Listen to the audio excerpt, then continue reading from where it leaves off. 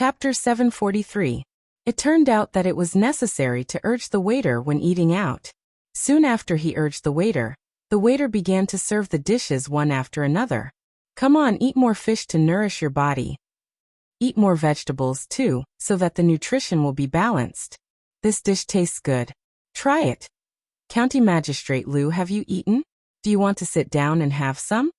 As a result, such a strange scene appeared in the restaurant. It was very quiet in the restaurant. The playboys were blocked upstairs, feeling nervous and panicked.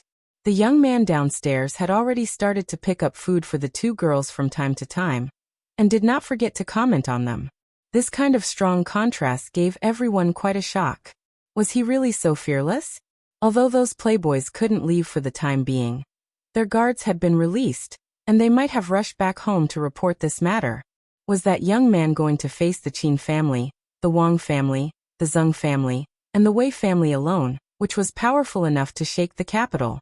After such a thing happened, the diners on the first floor and the second floor were naturally not in the mood to eat anymore. Some people were worried that they would be affected by the matter, so they left in a hurry. Some people thought that the following scene might be even more exciting, and they wanted to stay and watch.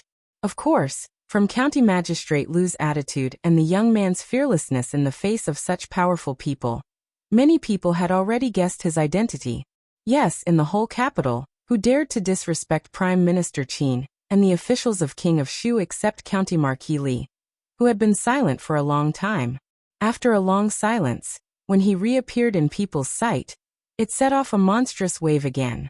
In any case, there would be a big show today. Upstairs, although one side of Qin Yu's face was swollen, he was quite calm, and he even sat down again, drinking and eating as if nothing had happened.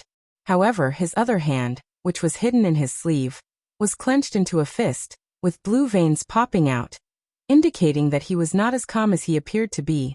Sung Zijian covered one side of his face, and the fear in his heart was greater than anger. He finally came back. Li Jianren was dead, and after Chun Lisan was saved by the Deng, he shut himself in his room and refused to see any guests. When Cui Shixin went out, he would always be accompanied by more than 10 guards. Obviously, he was scared out of his wits. All this had nothing to do with that person, because what he was best at was to kill others with a borrowed knife. Whenever he thought of being targeted by such a person, he would feel a chill in his heart. Thinking of this, he immediately looked at Wei Junliang with deep disgust. Wei Junliang walked over in a daze. He didn't dare to look at Qin Yu. He looked at the others and murmured, Who is he?" Sung Zijian didn't answer, but the young man who spoke just now raised his eyebrows and said, "No matter who he is, he's dead for sure this time. The Wang family will send someone over soon. I want to see how he'll explain to the Wang family then." Among the people present, many were descendants of rising officials, so they could not wait to get involved with the Qin family and the King of Shu. However, they did not expect that such a thing would happen with young Duke Qin around. Among the people present, many of them were descendants of new officials. Therefore, they couldn't wait to get involved with the Qin family and the King of Shu. However, they didn't expect that such a thing would happen with little Duke Qin around. Wei Junliang looked at the crowd and felt a little relieved. There were so many people, and there were so many families behind them. Who did he think he was? Even the Qin family would have to think twice before going against so many people at the same time. "What's wrong? The food is not to your taste?" Li Yi asked in surprise, looking at the two women who did not seem to be in high spirits. Seng Zumo glanced at him. She really could not find a second person who could still be in the mood to eat under such circumstances. She pointed upwards and asked, "Is there really no problem over there?" Li looked up and waved his hand, saying, "Don't worry, it's fine." He picked up another piece of tender fish and put it in her bowl, saying, "Eat it quickly. It will get cold soon." Looking at the pile of fish in the bowl, and even the fish bones were picked out and put aside. Sung Zimo shook her head, but she was still worried. Wan Ruoqing did not speak again. Seeing that Li Yi did not care at all, she had already understood that he was not impulsive in this matter. As for the deeper reason, she did not care much. She only needed to know that as long as he was there, all the difficulties were not difficult. The sound of hurried footsteps coming from outside the door immediately affected the hearts of the people in the restaurant. A young man with a calm temperament walked in quickly. The first thing he saw was County Magistrate Liu sitting on the side. He frowned and asked, "Lord Liu, what's going on?" Before County Magistrate Liu could speak, someone had already shouted upstairs. The young man named Wang Yu leaned on the railing, waved his arms and shouted, Big brother, I'm here." Wang Yong looked up and saw that the stairs had been surrounded by officials. He frowned again. County Magistrate Liu was worried about how to explain to the eldest son of the Wang family. On the other side, a faint voice came over. "Brother Wang, long time no see." Hearing that, Wang Yong was stunned at first, and then overjoyed. He turned his head and walked over quickly asking, "Brother Li, you're back." Not to mention that the cooperation between the two families had brought great profits to the Wang family. The two families had advanced and retreated together. Even what his father said made him have to treat Li Yi specially. Originally, he heard that Wang Yu had caused trouble outside and was detained. For the sake of the Wang family's reputation, he came in person. He did not expect to meet Li Yi here, which was a pleasant surprise. Just by looking at Wang Yong's attitude, Li Yi knew that his family must have made a lot of money recently. Wang Yong simply moved a chair over and sat down next to Li Yi. He asked with a smile, "When did you come back?" Li Yi smiled and said, "Just a few days." From the moment Wang Yong stepped into the restaurant, he naturally became the focus of everyone's attention. The eldest son of the Wang family, the future head of the family, would eventually have to control that huge organization. His every move would be of great importance and would be watched by countless people. Originally, they thought that Wang Yong would definitely get back at the Wang family for being humiliated. In the capital or even the Jing kingdom, not to mention the royal family, there were only a handful of people of the same age who could be compared to him. However, his expression made everyone disappointed. Of course, there were more surprises. From the situation before them, it was obvious that the two of them knew each other. Furthermore, judging from Wang Yong's attitude, it could be said that he was extremely friendly. Even the fathers of those rich kids upstairs would not be able to make the future head of the Wang family humble himself like this. In an instant, the status of the young man in their hearts rose to another level. Wang Yu leaned on the railing and looked at the scene below with his mouth wide open. The strong contrast between his expectations and reality made it difficult for him to adapt. That was his eldest brother, his savior. How could he start a conversation with that guy? His eldest brother, Wang Yong, was different from him. He was the eldest brother of the younger generation of the Wang family, and was also someone whom the family had high hopes for. From a young age, he had been groomed to be the next head of the family, and had a lot of prestige among the younger generation.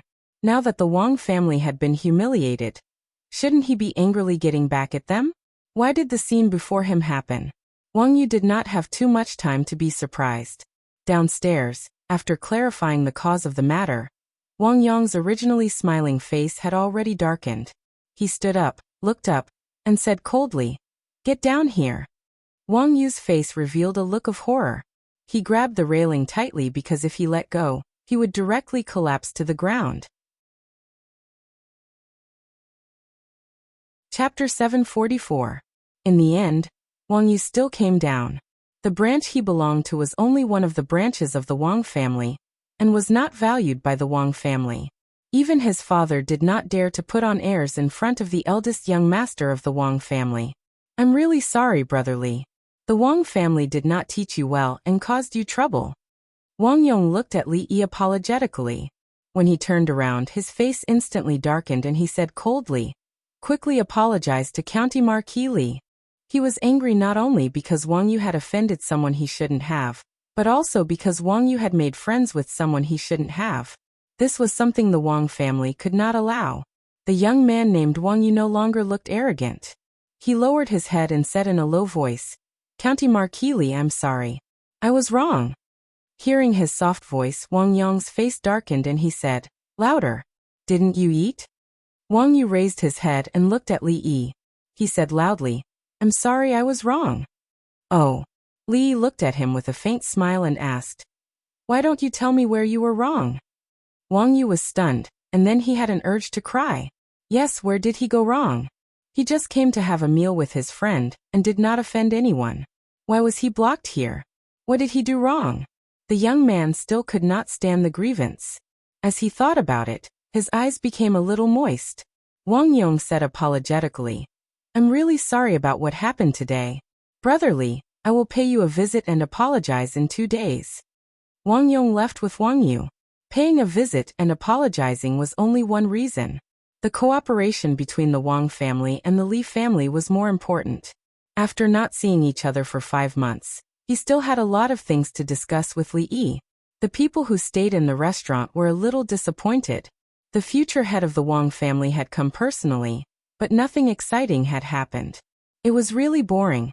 However, Wang Yong's attitude towards that person had truly shocked them. The situation in the capital was very complicated. If the future head of the Wang family treated him so cautiously, they didn't know if he could still control the big shots that came one after another. Eat more vegetables. You should eat more too. Maybe because the atmosphere was ruined, Ruoqing and Zheng Zimo were very polite today. Li Yi had to keep putting food on their plates to ease the atmosphere. It was unlikely that Miss Zheng would pick up food for him. One Ruoqing smiled as she picked up the food from a distance and placed it on his plate. After scanning the three for a long time, the sloppy old man took a big bite out of his drumstick and looked away, unable to bear to look at them any longer. In a carriage on the street, of Yu and Zheng Zimo he couldn't bear. In the end he could not help but raise his head and ask in a low voice, "Big brother, who is that person?" "Shut." Wang Yong glanced at him and said, "I won't tell your father about what happened today, but if you still interact with those people in the future, don't blame the Wang family for being heartless." Yong to Wang's words. What happened today left a deep impression on him. He had never seen his usually gentle brother show such an expression. How could he not take his brother's words to heart? At the same time, that smiling face left an indelible impression in his heart. Outside the carriage, a sedan chair hurriedly passed by, heading for a restaurant.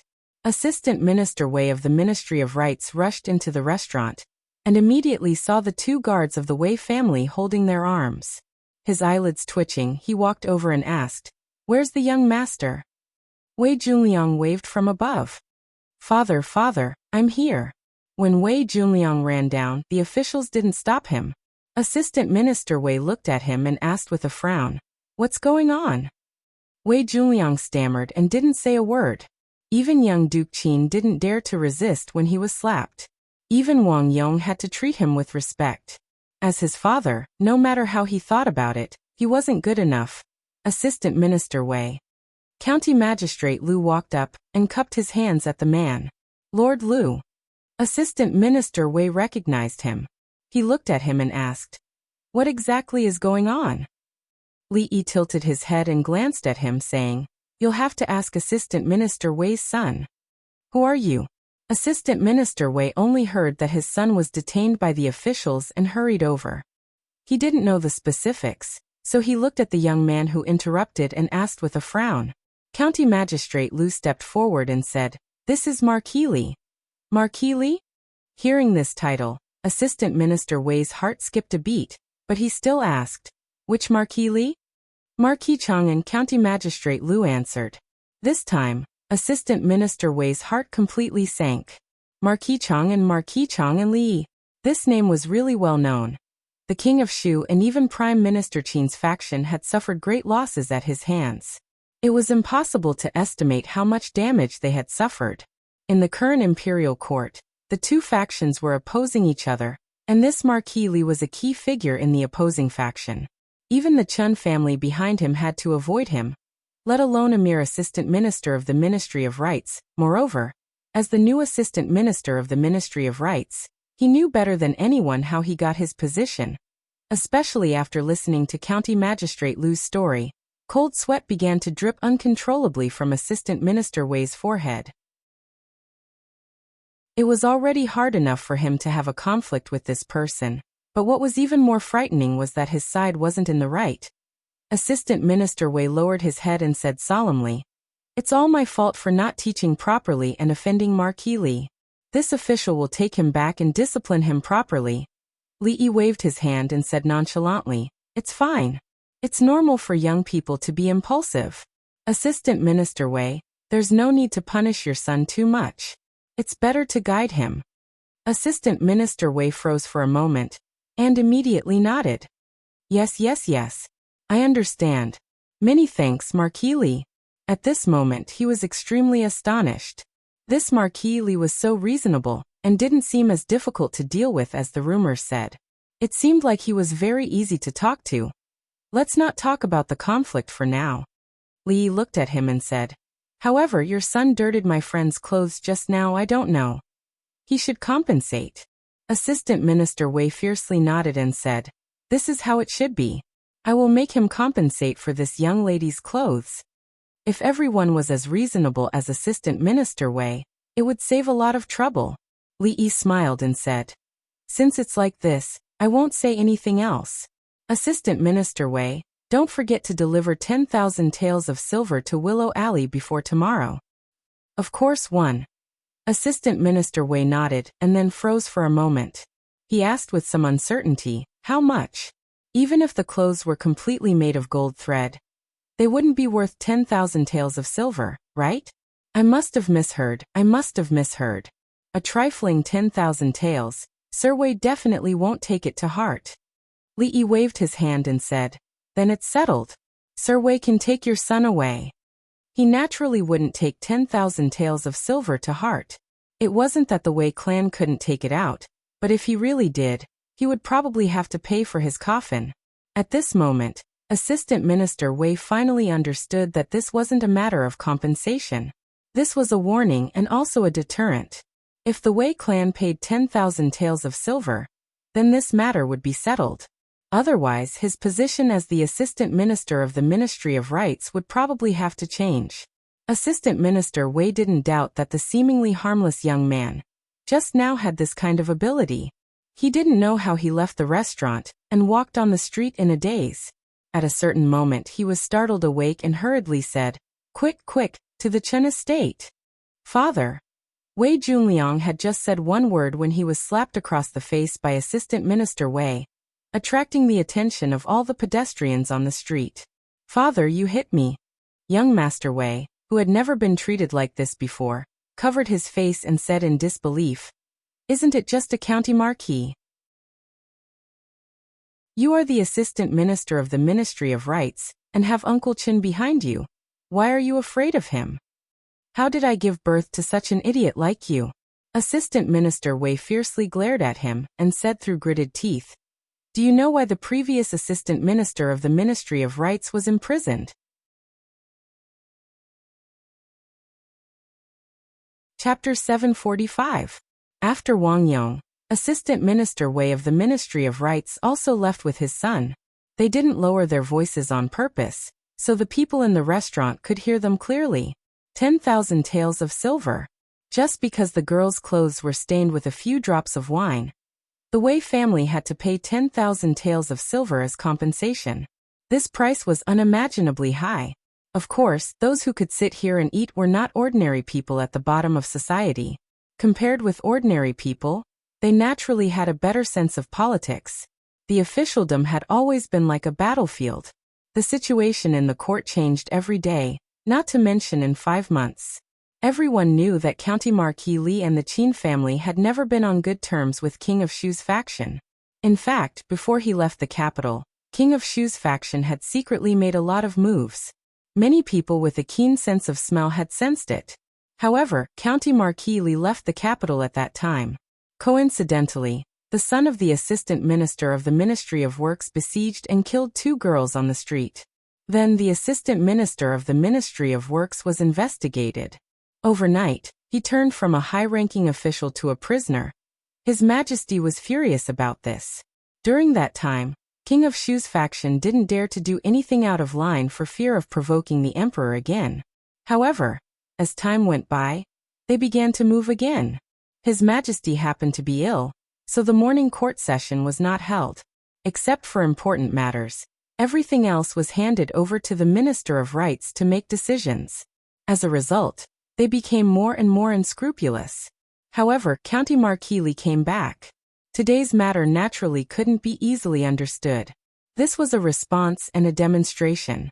It could also be said that it was a declaration to those who were hiding behind the scenes. Thinking of all the things that happened 5 months ago, some people were secretly shocked. It seemed that there would be a big storm in the capital again. After the assistant minister of the Ministry of Rights, several powerful officials came one after another. Of course, they were the parents of the playboys upstairs. This meal wasn't peaceful at all. Li was a little regretful. The good atmosphere had been ruined by these ignorant fellows. He knew some of these people, but he had never heard of some of their names. It seemed that a lot of things had happened in the capital in the past few months. He didn't have the mood to greet the others. After all, except for Wei Junliang, most of them were sitting quietly. He didn't want to extort them again. Without a good reason, he couldn't ask them for compensation. He couldn't just say that he didn't like them, right? This was too much. After warming up a little, he felt much better. He didn't want to deal with those people anymore. Therefore, he left those nobles and officials to County Magistrate Liu. Seeing that the two women stopped moving their chopsticks, Li also put down his chopsticks and asked, "Are you full? If you are, let's go." Wan Ruoqing and Zheng Zimo looked at each other and nodded. Li looked back at County Magistrate Liu. "Mr. Liu, please take care of this." "It's no trouble at all." County Magistrate Liu waved his hand again and again.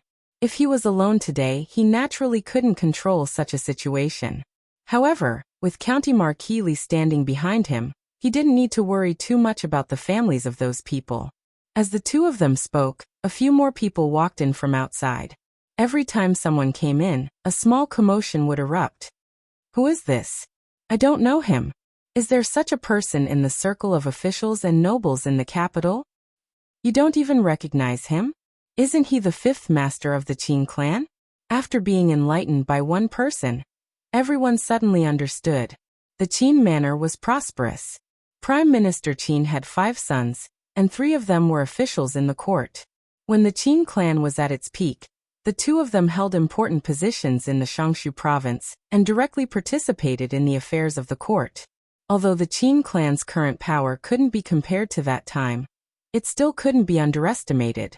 The 4th master of the Qin clan was Loki. Although he didn't participate in court politics, he had a lot of influence in the business world. Only the 5th master of the Qin clan didn't have any talent, but in terms of fame in the Qin clan, he was probably second only to the biggest playboy in the capital, young Duke Qin. There was no other reason. 2 years ago, a scandal broke out in the Qin clan that shook the entire capital, and it happened to 5th master Qin. Young Duke Qin, who had always had a special fetish for married women, had unexpectedly set his sights on his own uncle one day. Taking advantage of his drunkenness, he forced himself on the concubine that 5th Master Qin had taken in. After 5th Master Qin bumped into him, he kicked him out of the room. The concubine couldn't bear the humiliation and committed suicide on the spot. At the time, this matter was very big and caused a huge uproar in the entire capital. Later, for some reason, it was left unsettled. After that, young Duke Qin was still young Duke Qin, but 5th Master Qin was no longer that 5th Master Qin. His identity had become his humiliation. Because of his identity as 5th Master Qin, everyone fawned over him on the surface but secretly mocked and disdained him in the future. No matter how quickly the Qin clan soared, 5th Master Qin would never be able to raise his head again. County Magistrate Liu went over to greet him. Li Yi's gaze briefly met with a brawny man behind the middle-aged man before quickly moving away. Zheng Zimo and Wan Ruoqing stood up, but the latter's body swayed. If it weren't for Li Yi's timely support, she probably would have fallen to the ground. "What's wrong?" Li Yi asked with concern. Wan Ruoqing frowned slightly and said, "I think I bumped into something just now." When she was avoiding that man just now, her calf bumped into a table and chair. At that time, she was nervous and didn't feel anything. Now that she was completely relaxed, there was a burst of pain.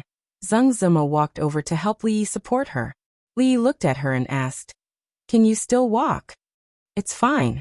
Wan Ruoqing shook her head. With Zheng Zimo's support, although it was a bit difficult to walk, she could still move slowly. Qin Yu and Fifth Master Qin didn't have much communication. When they walked down the stairs, they didn't look at Li Yi and walked straight out of the restaurant. When Li Yi and the two women walked out, they just happened to see Assistant Minister of Revenue Zheng Shichen rushing over. He looked at Zheng Zimo with an extremely surprised expression. Zheng Zimo lowered her head and didn't say anything. On the street, seeing Wan Ruoqing frown with every step, Li felt that the asking price for the clothes just now was still a bit too low. That Wei guy had gotten it too easy. However, after all, he was a man of his word. It was hard to take back what he had said. It was not appropriate to raise the price now. If he could not deliver the money by tomorrow, it would be reasonable for him to double the compensation. Presumably, the other party would have nothing to say about it. Does it hurt a lot? The street was bustling with people, and carriages couldn't go through. Seeing Wan Ruoqing's tightly furrowed brows, Li finally stopped and asked. Wan Ruoqing shook her head and said with a smile, "It's fine." Her brows didn't even relax, so this smile looked a bit forced. Li walked in front of her and squatted down. "Come on up." Wan Ruoqing stilled slightly. When she understood what he meant, her pretty face blushed. He was different from all the men she knew. Although she had tried her best to get used to the way the two of them interacted, she still felt that putting food on each other's plates was the limit of what she could do. This was something she had only gotten used to after a long time because when he said these things, his eyes were always as clear as water, without a trace of lust. Other than him, if it was anyone else, she would most likely think of them as a lecher and wouldn't give them any good looks. But habit was habit. If she was carried by him through the crowded streets and watched by so many people, just thinking about it made her face a little hot. Zheng Zimo also looked at this scene in a daze. At this time, Li Yi had already begun to urge. "It will be dark by the time we walk back like this." Li Yi looked back and said, "Let's hurry, it's not the first time anyway." The first time he was talking about was naturally when she had fainted from a high fever when she came out of Ningguang Fu and Qing'an Fu. Zheng Zimo turned her head with some difficulty. "Not first time?"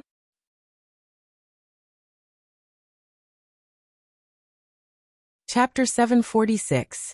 Wei Juanliang's mind was still muddled as he stepped through the gates of Duke Chen's estate.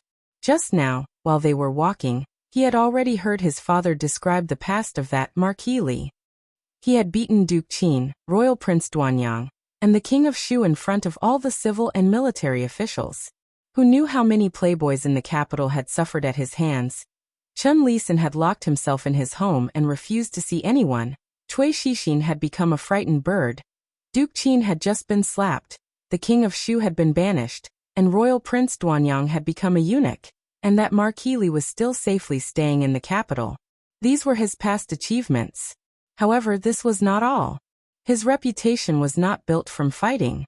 He was also the head of the Mathematics Academy, and the teacher of many princes and princesses. A few months ago, the vigorous investigation in the capital had been carried out by a student of the Mathematics Academy. The fall of the previous assistant minister of the Ministry of Rights, Chen Bo, was also during that investigation. It was because Chen Bo was imprisoned that his father had the opportunity to be pushed out of the spotlight by the Chen family. After some maneuvering in court, he was transferred from a place far away from the capital to here. From a certain perspective, he had gone from a playboy in a remote place to a playboy in the capital. Should he thank that person? But why did he still feel a little guilty? Wei Ji was the assistant minister of the Ministry of Rights. With the powerful support of the Chen family, with his current age, it was not impossible to take a small step forward before he retired. However, at this moment he no longer dared to think about these things. The most important thing now was to solve the problem in front of him. Just as he stepped through the gates of the Chen family, Wei Ji looked at the gatekeeper and said somewhat impatiently, "Is the manager here? I have an urgent matter." The current manager of the Chen family was Chen Qing, but the manager that Wei Ji spoke of was the second master of the Chen family, Chen Chong. He naturally had his reasons. Chen Chong was his brother-in-law, so it would be more suitable for the two of them to communicate. "Miaoyu, I heard that the brothel has a new show these days. I heard that it is not bad. Do you want me to go with you some other day?" In a small garden behind the Chen residence, There were many artificial mountains and flowing water. Chen Chong walked to the pavilion and smiled at a white-haired lady. The white-haired woman looked at the water with a hint of worry hidden between her brows. When she turned her head, her brows relaxed. She shook her head and said, "Second brother is busy with work. I'll let Xiao accompany me for these things." Chen Chong shook his head and smiled. "I don't have much to do recently. Whenever you want to go, second brother will take a leave to accompany you." The white-haired woman didn't say anything else. As a dignified official, she stood outside the courtyard and looked at him with a smile on her face. A servant of the Chen manor walked over and pointed at a place not far away. He said respectfully, "Second master, Lord Wei of the Board of Rites is here." He knew about the relationship between Sir Wei and the second master, so he didn't stop him and brought him here. A hint of confusion appeared on Chen Chong's face as he asked, "The Bureau of Rites has been rather busy these past few days. How did you find the time to come here today?" Wei Ji revealed a dejected expression and said, "It's all because of this brat." When Wei Junliang saw Chen Chong, he only called him uncle in a low voice before lowering his head and remaining silent. Chen Chong glanced back at the pavilion and pointed ahead. "Let's talk over there. Second brother, there's no need." A gentle voice came from behind him. The white-haired woman had already walked out. After nodding slightly at Wei Ji, she looked at Chen Chong and said, "You can talk here. I'll go take a walk in the back." Saying this, she walked deeper into the garden with the two servant girls. Chen Chong nodded, and then walked into the pavilion. "Speak. What exactly is the matter?" The Wei family could be considered to have some power in the capital. They wouldn't go so far as to seek out the Chen family just because a junior had caused trouble. Wei Ji sighed and said, "Today Liang Er was eating in a restaurant. Because of a woman, he got into a conflict with someone. You want the Wei family to pay 10,000 taels of silver for a mere piece of clothing?" After hearing this, Chen Chong didn't get angry. Instead, he smiled and asked, "I'd like to know in the capital who would be so bold." "The Marquis of Chang'an County Li Yi," Wei Ji said gravely as he looked at him. The smile on Chen Chong's face froze. His gaze was like lightning as he looked at Wei Ji and asked word by word, "Who did you say?" "The Marquis of Chang'an County, Li Yi," Wei Ji repeated. Chen Chong's face darkened. He looked at Wei Junliang and asked, "Speak. What exactly happened? Don't leave out a single word." Hearing this icy voice, Wei Junliang shivered. When he spoke again, his voice was trembling and tears were about to fall. I and young Duke Qin." After hearing Wei Junliang's words, Wei Ji saw that Chen Chong's face was dark and that he hadn't said anything. He couldn't help but feel uneasy and asked, "That 10,000 taels of silver?" He actually came back. Chen Chong clenched his fists and muttered, "What does this mean? A warning?" Chen Chong's expression became calm again. At a certain moment, he turned his head to look at Wei Ji and said, "That 10,000 taels of silver, just think of it as buying a lesson." Hearing this, Wei Junliang's expression immediately changed. Because Wei Ji was already mentally prepared, he only revealed a bitter expression and didn't speak. When did he say? "Before tomorrow." Chen Chong waved his hand and said, "Go back and prepare before the sky darkens." Behind the fake mountain, a delicate figure leaned against it, a hint of a smile on her lips. She closed her eyes, put her palms together and sincerely said, "Thank the gods and Buddhas, it's good that you're back, it's good that you're back." When Wei Junliang walked out of the Chen estate, both sides of his face were swollen. In the end, he still ended up in the same state as Duke Qin, except that the former had been beaten by the Marquis of Li Yi, while he had been beaten by his own father. There were many wastrels with swollen faces like him in the capital today. The people of the capital were shocked to see a few important figures walk out of a restaurant with gloomy expressions. The young people following behind them were crestfallen, as if they had been hit by frost. After teaching their own juniors a lesson, the officials and nobles of the capital all had extremely complicated expressions on their faces. That person was using this method to tell them that he had returned. Although the atmosphere between men and women in the Jing Kingdom was still somewhat traditional, there were many reasons for a man to carry a woman on his back and walk on the street. At most, people would look at him a few times, but it might not necessarily be considered indecent. However, when they returned to Willow Lane and put Ruoqing down, her face was still red to the ears. Li didn't have anything to be shy about. After all, it wasn't the first time he had carried her on his back. Besides, she had carried Xiaohuan, Mississippi Lu, Yongning, and the Tsundra Lolita. In comparison, although Mississippi Lu usually didn't show off, she actually had the best figure. Li discovered this when she taught him how to ride a horse last time. Next, it should be Wan Ruoqing. Xiaohuan was still young, so there was still room for development in the future. Li stopped some thoughts in time, looked at Wan Ruoqing, and said, "See how your injuries are. Do you need to call the doctor over?" The blush on Wan Ruoqing's pretty face hadn't faded yet. She shook her head and said, "No need. After a while, you should be fine after applying some medicinal wine." "Let's see." Li shook his head and said, "Let's see how serious the injuries are first."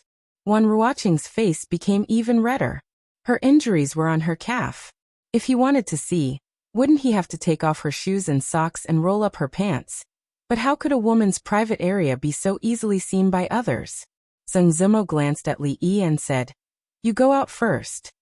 Li Yi looked at her and asked in confusion, "Why?" "A woman's private area. Is that somewhere you can look?" Zheng Zimo glared at him again and said, "I'll just watch from here." Li Yi then realized that this wasn't the future, where the streets were full of white legs and some girls' pants couldn't even cover their buttocks. This was still an era where one had to be responsible for looking at a girl's feet. However, what Miss Zheng said wasn't quite right. If she couldn't look at her feet, then other places, some images emerged in Li Yi's mind, and he couldn't help but look at her a few more times. Seeing that he was looking at her strangely, Zheng Zimo seemed to have thought of something. Her face turned redder than Ruoqing's, and there was a hint of annoyance in her voice. "Get out now." After waiting outside for a while, Zheng Zimo came out, her cheeks still red. She glanced at him and said, "I looked. It's just some bruises. It shouldn't be a big deal." Li nodded and said, "I'll have someone bring some medicine for bruises later." There were many good things from the palace at home, which should be better than those sold in the medicine shop. Zheng Zimo didn't speak and didn't look at him. The atmosphere began to become a bit awkward. Li looked at the sky. It was time to go back to cook. He looked back at her and said, "If there's nothing else, I'll go back first." Zheng Zimo waved her hand. "Go." Li thought about it, turned around, opened his arms and said with a smile, "We haven't seen each other for a long time. Won't you give me a warm hug?" "Ba Lecher." Zheng Zimo looked at the faint smile on his face and glanced at him. She snorted and turned to walk into the room. Li Yi smiled and shook his head. However, when he turned his head, an imperceptible disappointment appeared in his eyes. "Hey, stop." He heard the voice behind him and turned around. A warm and fragrant body pressed against him. Zheng Zimo's body left immediately, leaving behind a fragrance that didn't belong to any of the perfume from Rui Workshop lingering in his nose. Li looked at her and murmured, "I did hug, but it wasn't warm enough." Ba Lecher shameless. Zheng Zimo took a few steps back, her face even redder than before. Li smiled, turned around, and walked out the door, waving his hand casually behind him. "See you tomorrow." Zheng Zimo watched his figure go away, before withdrawing her gaze. She said in a daze, "See you tomorrow."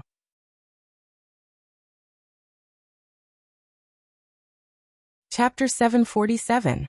When Zheng Zimo turned and walked into the room, there was a faint smile on her lips. Wan Ruoqing put on her clothes, got out of bed and asked he left. Zheng Zimo nodded and walked over to help her up. She said softly, "Stay at home and rest for the next 2 days. Don't move around." Wan Ruoqing smiled and said, "I'm not that delicate. It's just a knock. It won't hurt after a while. There are still things at the brothel that cannot be delayed. You should rest well. I'll go to the brothel." A teasing smile appeared on Zheng Zimo's face. "Sister Ruoqing, it doesn't hurt anymore, but I'm afraid someone else will." "What are you talking about?" Wan Ruoqing's face, which had already returned to normal, turned red again. Zheng Zimo blinked her bright eyes and asked in a gossipy tone, "You just said it wasn't the first time. What happened?" Wan Ruoqing shook her head and said, I told you before it was at Qing and Fu. That night at Ningguang Fu. After I fainted that day, I was carried back by him. Zheng Zimo finally remembered something. But at that time, a certain person was still a lecher in her heart. She only cared about Wan Ruoqing's physical condition.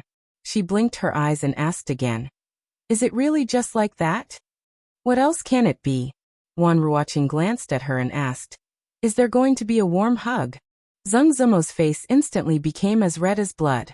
After coming back to her senses, she looked at her with some panic and embarrassment.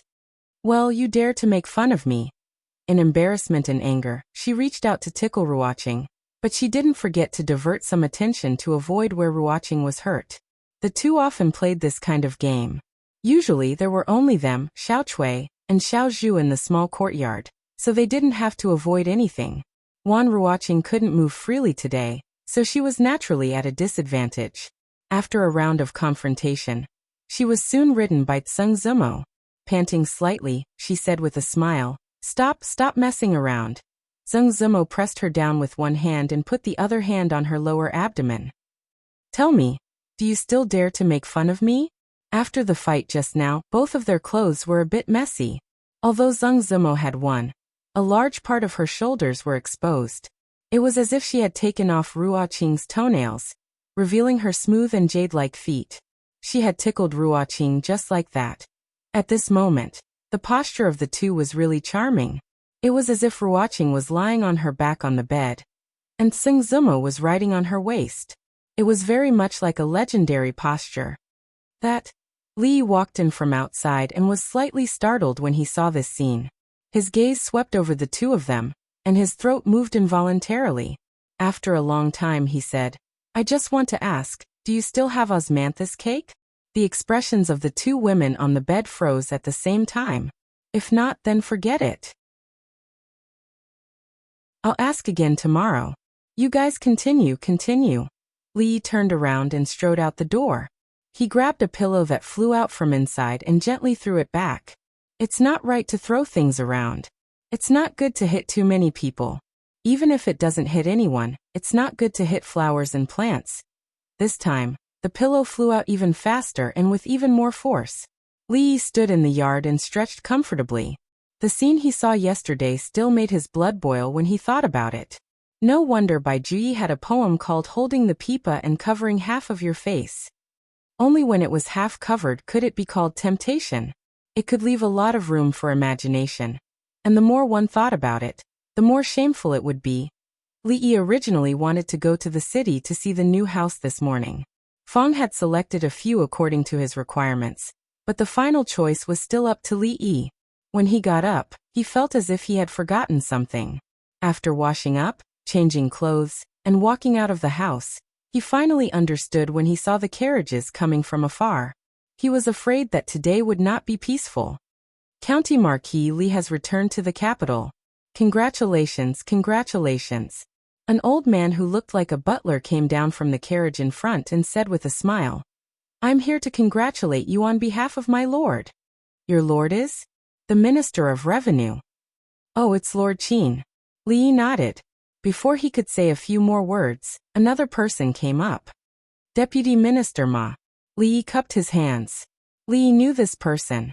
During the investigation of the accounts, the Divination Academy and the Imperial Censorate had forged a deep friendship. Deputy Minister Ma was the second in the Imperial Censorate, and this time he came in person. Deputy Minister Ma smiled and said, I'm very happy to hear that County Marquis Li has returned to the capital. I've prepared a small gift to show my respect. Please come in. The servants of the Li family had already come out and moved the things from the horse into the house. Li glanced at it casually. It was a small gift, but it didn't seem to be a small gift at all. The butler of the Qin's mansion and Deputy Minister Ma did not say much before they left. Before Li had time to drink water, another person came to visit. This time it was the Shen family. Li did not have any friendship with Prime Minister Shen and the Shen family. Last time when the Lioli Glaze exhibition was held in the palace, the Shen family stood up and spoke for him. Although he did not know why they came to join in the fun, he could not neglect them. However, this was only the beginning. Li Yi admitted that he had many enemies in the capital, but he also had many friends.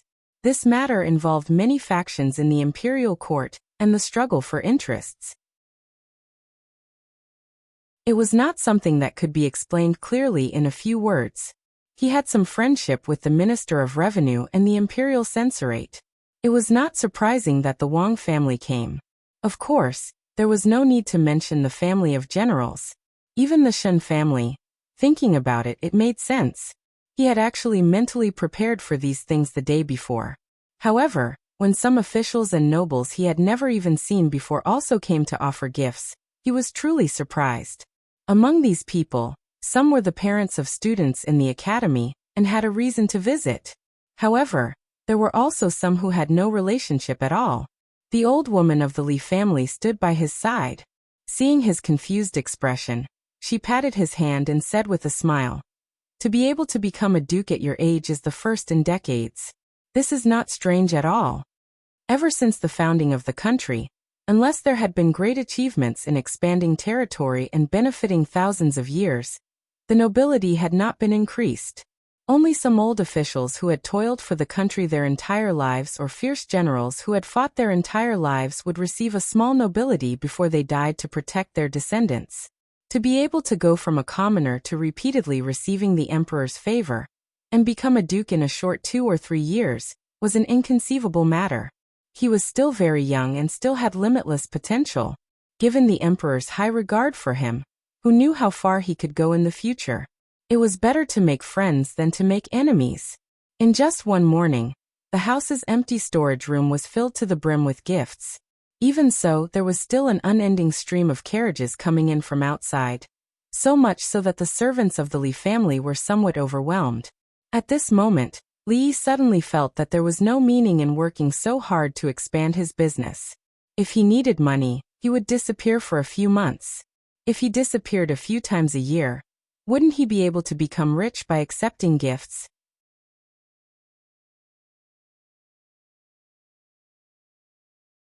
Chapter 748. The servants of the Li family moved carts after carts of gifts into the house. Li Yi stood in the yard, thinking of new ways to earn money. He couldn't keep disappearing. It would be fine if he disappeared once or twice, but people weren't fools. If he disappeared too many times, they might suspect that he was cheating. In this way, the reputation he had worked so hard to build would be ruined. He thought about it carefully. When he married Rui, he was in a daze and didn't even remember what happened. This was the first time he got married in his life. It was too hasty. He had to find a chance to hold a formal wedding in the future. He had to make it grand and earth-shattering. He had to invite the royal family, the Wang family, and any rich family in the capital. As for Li Xian, it would depend on how many gifts he gave. In this way, there would be many opportunities to receive gifts in the future. On second thought, it seemed that his birthday was coming. In the past 2 years, he had spent it with Rui and the others at home.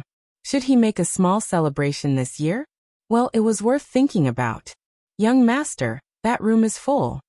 Old Fong walked over and said with a surprised expression, "It wasn't a festival today, but the number of people who came to send gifts almost reached the outside of the village. Clean up another room." Li Yi waved his hand. When he was about to go out to have a look, he saw someone who surprised him. County Marquis Li. When he saw Li Yi again, Assistant Minister Wei's attitude was very humble.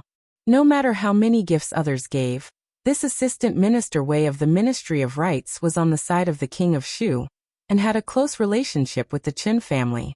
How could he come at this time? Was he attracted by my charisma, and wanted to forsake darkness for light? Assistant Minister Wei glared at Wei Junliang and said angrily, "Unfilial son, apologize to County Marquis Li."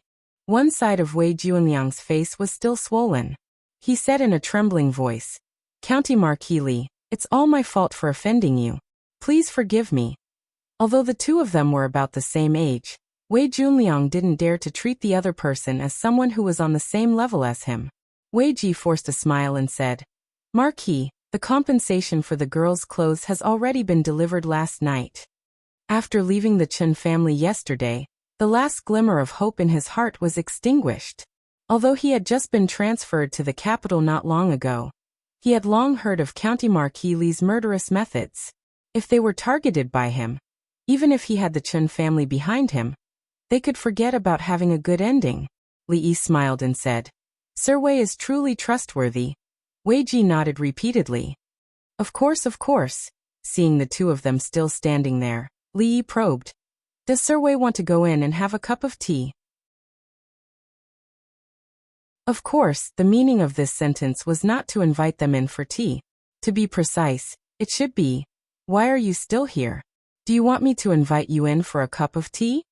Wei Ji was a shrewd old man, and his ability to read people's thoughts and body language was also first-rate.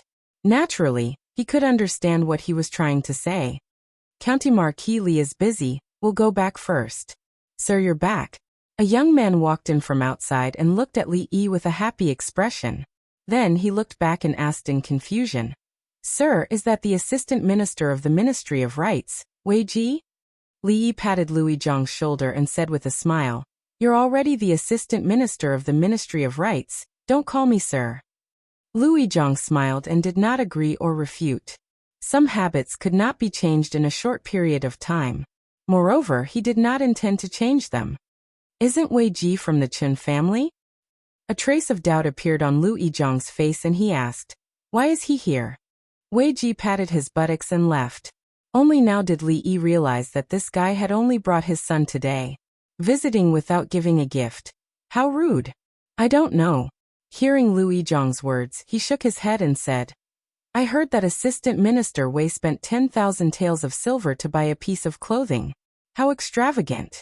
He's just a small assistant minister. His entire life salary can't even add up to that much. I don't know where that money came from. When you go down, you have to be more careful. Corruption is not allowed. Louis Zhang's status in the Secret Intelligence Bureau was not low.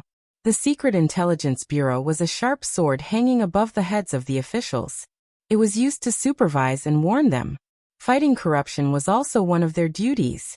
Louis Zhang was startled for a moment before nodding and saying, This subordinate will remember. Originally, he had planned to go out early today to look at the residence, and then inspect the shops and fences. Looking at the situation outside, this plan would probably have to be put on hold for the time being. He would have to wait until the afternoon to see what the situation was like. I heard that you slapped Qingyu again in the restaurant yesterday. That was really satisfying. It's a pity that I wasn't there. Li Xian strode in with a regretful expression on his face. His personality was that of a bystander. He could even kick the king of Shu twice. He had even beaten up Qingyu once before. What kind of sin did young Duke Qin commit? As the saying goes, those who do too much evil will bring about their own destruction. He always liked to steal other people's wives. Every time he went out, he would either be slapped or seriously injured. This was retribution. After establishing the Academy of Sciences, Li Xian became a true scientific maniac. He couldn't usually see the heir's wife since she was in the palace. He could only vent all his energy on research. Li Xian didn't come alone. His brother-in-law, Wang Yong, followed behind him. He stepped forward and said to Li Yi apologetically, I'm really sorry. I have already punished Wang Yu for what happened yesterday. I hope Brother Li doesn't take it to heart. How could I? If a child is disobedient, I can just hang him up and give him a beating. Li Yi wasn't someone who liked to hold grudges. He waved his hand to show that he didn't care. Let's talk inside. Wang Yong probably came to discuss matters related to cooperation with him. As a friendly business partner, his attitude towards him was naturally better. After the tea was served, Wang Yong only took a sip and went straight to the point. He described in detail to Li Yi about the matters related to the colored glass business in the past few months. A few months ago, when Li Yi left the capital, it happened to be the day when the Wang family's colored glass bazaar ended. The number of colored glass sold at the bazaar was carefully planned to not only meet the needs of the rich in the capital, but also not appear to be common, and cause the price to fall. The royal family, the Wang family, and the Li family made a lot of money in those days. After that, in order to ensure continuous profits, except for the occasional small amount of colored glass sold by the Wang family around the capital, there were no more large-scale sales of colored glass. Waves of foreign merchants walked out of the capital, leaving their footprints all over the Jing kingdom. They walked out of the Jing kingdom and went to the world, so that the light of the rising sun could shine further. I don't know what channel the Cui family has used, but they have also accumulated a lot of colored glass in their hands. Wang Yong frowned slightly and said, although they haven't been released for the time being, I heard that the Cui family will hold a colored glass appreciation conference in the capital in a few days. This is not good news for us. Li Yi certainly knew how the Cui family got their colored glass, and he had been paying attention to the news from the Cui family. However, he did not know that the Cui family was also going to hold a colored glass appreciation conference. It seemed that even if there was an intelligence system, sometimes it was not as well informed as these century-old clans. The Cui family actually had a lot of businesses under their name, and they were involved in a wide range of fields. The Li family almost had an absolute monopoly on the business of perfume and spirits, but there were not too many secrets in the area of ready-made clothing or weaving. There were countless imitators, and the Cui family was the largest imitator. Even if the quality and reputation of the imitators were not comparable, it would still more or less affect the business of the Cui family. Miss Sung also complained to him yesterday that these imitators with bad intentions used inferior materials at low prices and had a very bad reputation among the customers, affecting the entire ready-made clothing circle. It seemed that during the days when he was not in the capital, the Cui family was jumping around quite happily. Colored Glass Appreciation Conference? Li Yi smiled and murmured, it seems that it's time to release a large number of foreign merchants. Wang Yong's face showed a puzzled expression. He looked at him and asked, a large number of what?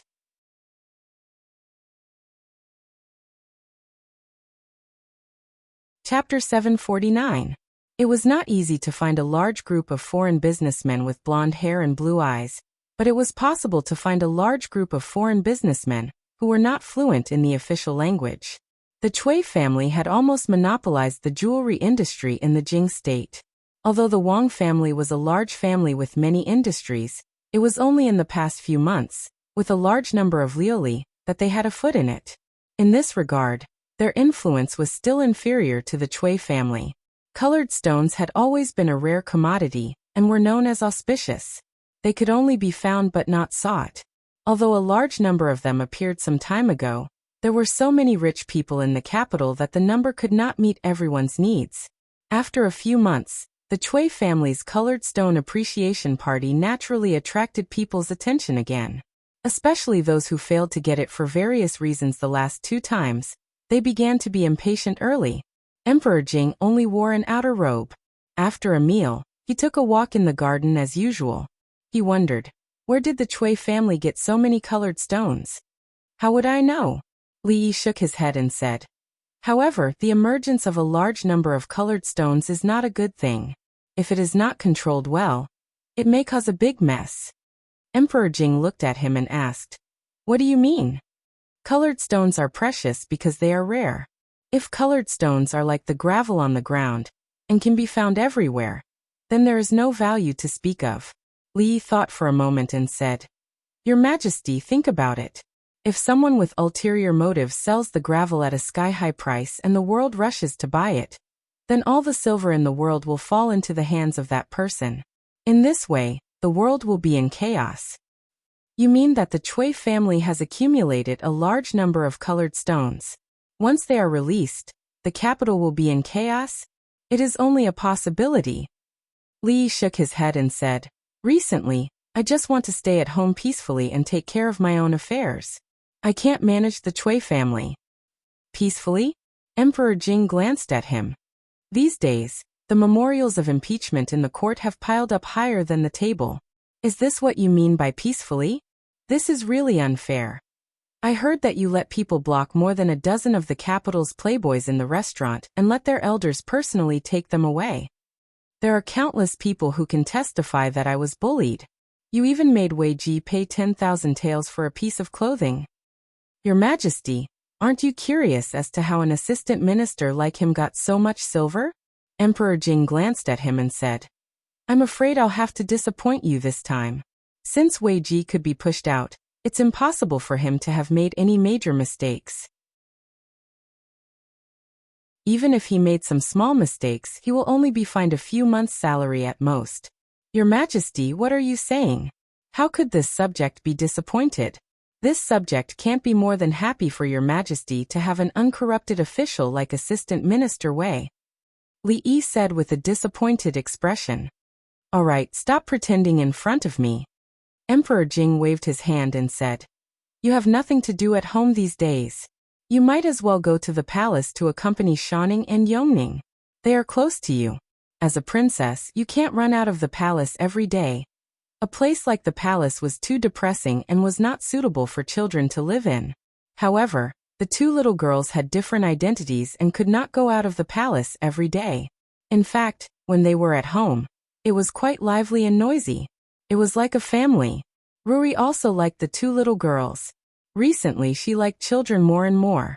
When Li Yi walked out of the imperial garden, two small figures, each carrying a small school bag, were already waiting for him outside. They did not need to stay in the palace all day. Every day, they would be sent to the Princess Royal's Women's College at a fixed time. Of course, due to their identities, they had specialized female teachers there, and did not have many opportunities to interact with other people. Goodbye, Imperial Father. The proud Lolita waved at Emperor Jing from afar. Li Yi held one of them in each hand and walked out of the palace. Emperor Jing looked in that direction for a long time, until the figures of one big and two small figures completely disappeared. Only then did he withdraw his gaze. His face showed some envy.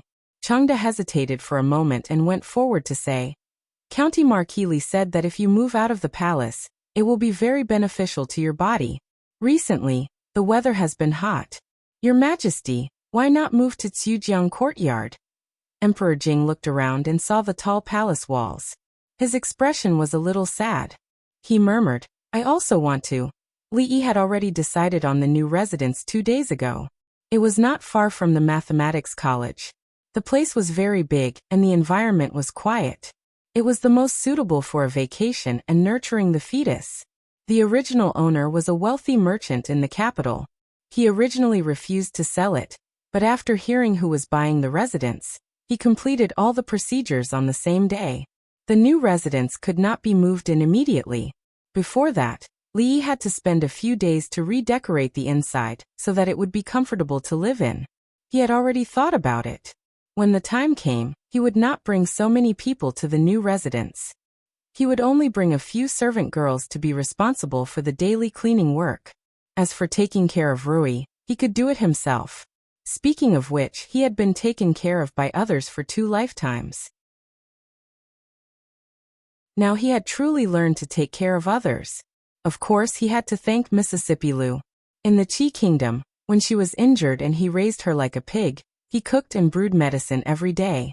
From time to time, he would take her out to relax, chat with her, and sleep with her.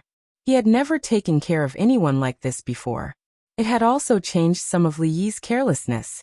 All right. Husband, I really can't drink anymore, Rui said helplessly as she put down the spoon. Drink another mouthful. Li Yi picked up the spoon and blew on it before carefully reaching it over. He had brewed this soup for a long time. It was very nourishing and was most suitable for a pregnant woman to drink.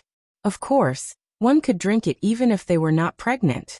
This soup had a comprehensive effect and tasted good. Xiaohuan had already drunk 2 small bowls. After drinking the last mouthful, Rui refused to drink any more no matter what. Li Yi saw that there was still quite a lot left in the soup bowl. It would be a waste to pour it away. After all, he had spent a lot of effort on this soup. He then turned to look at Xiaohuan. The little servant girl touched her slightly bulging belly and said pitifully, Young master, I can't drink anymore. Li Yi shook his head. When he was about to pour the soup bowl out, he paused. Mississippi Lu was not practicing her swordsmanship in the courtyard. She put autumn water aside and sat by the stone table. She stared blankly in a certain direction. This scene made Li Yi's expression become a little dazed. It was as if he had returned to the small courtyard beside Fonglin Park. In the past, she rarely stared blankly like this. However, he did not know when it started, but Li Yi often saw this scene in front of him. The girl had grown up and had something on her mind. Mississippi Lu was not like Xiaohuan. Everything was written on her face. Although the two of them were very familiar with each other, it was undeniable that Li Yi had never seen through her thoughts. Drink some soup? Li Yi walked over with a small bowl and placed it on the stone table. Mississippi Lu glanced at him and did not say anything. It's delicious and nourishing.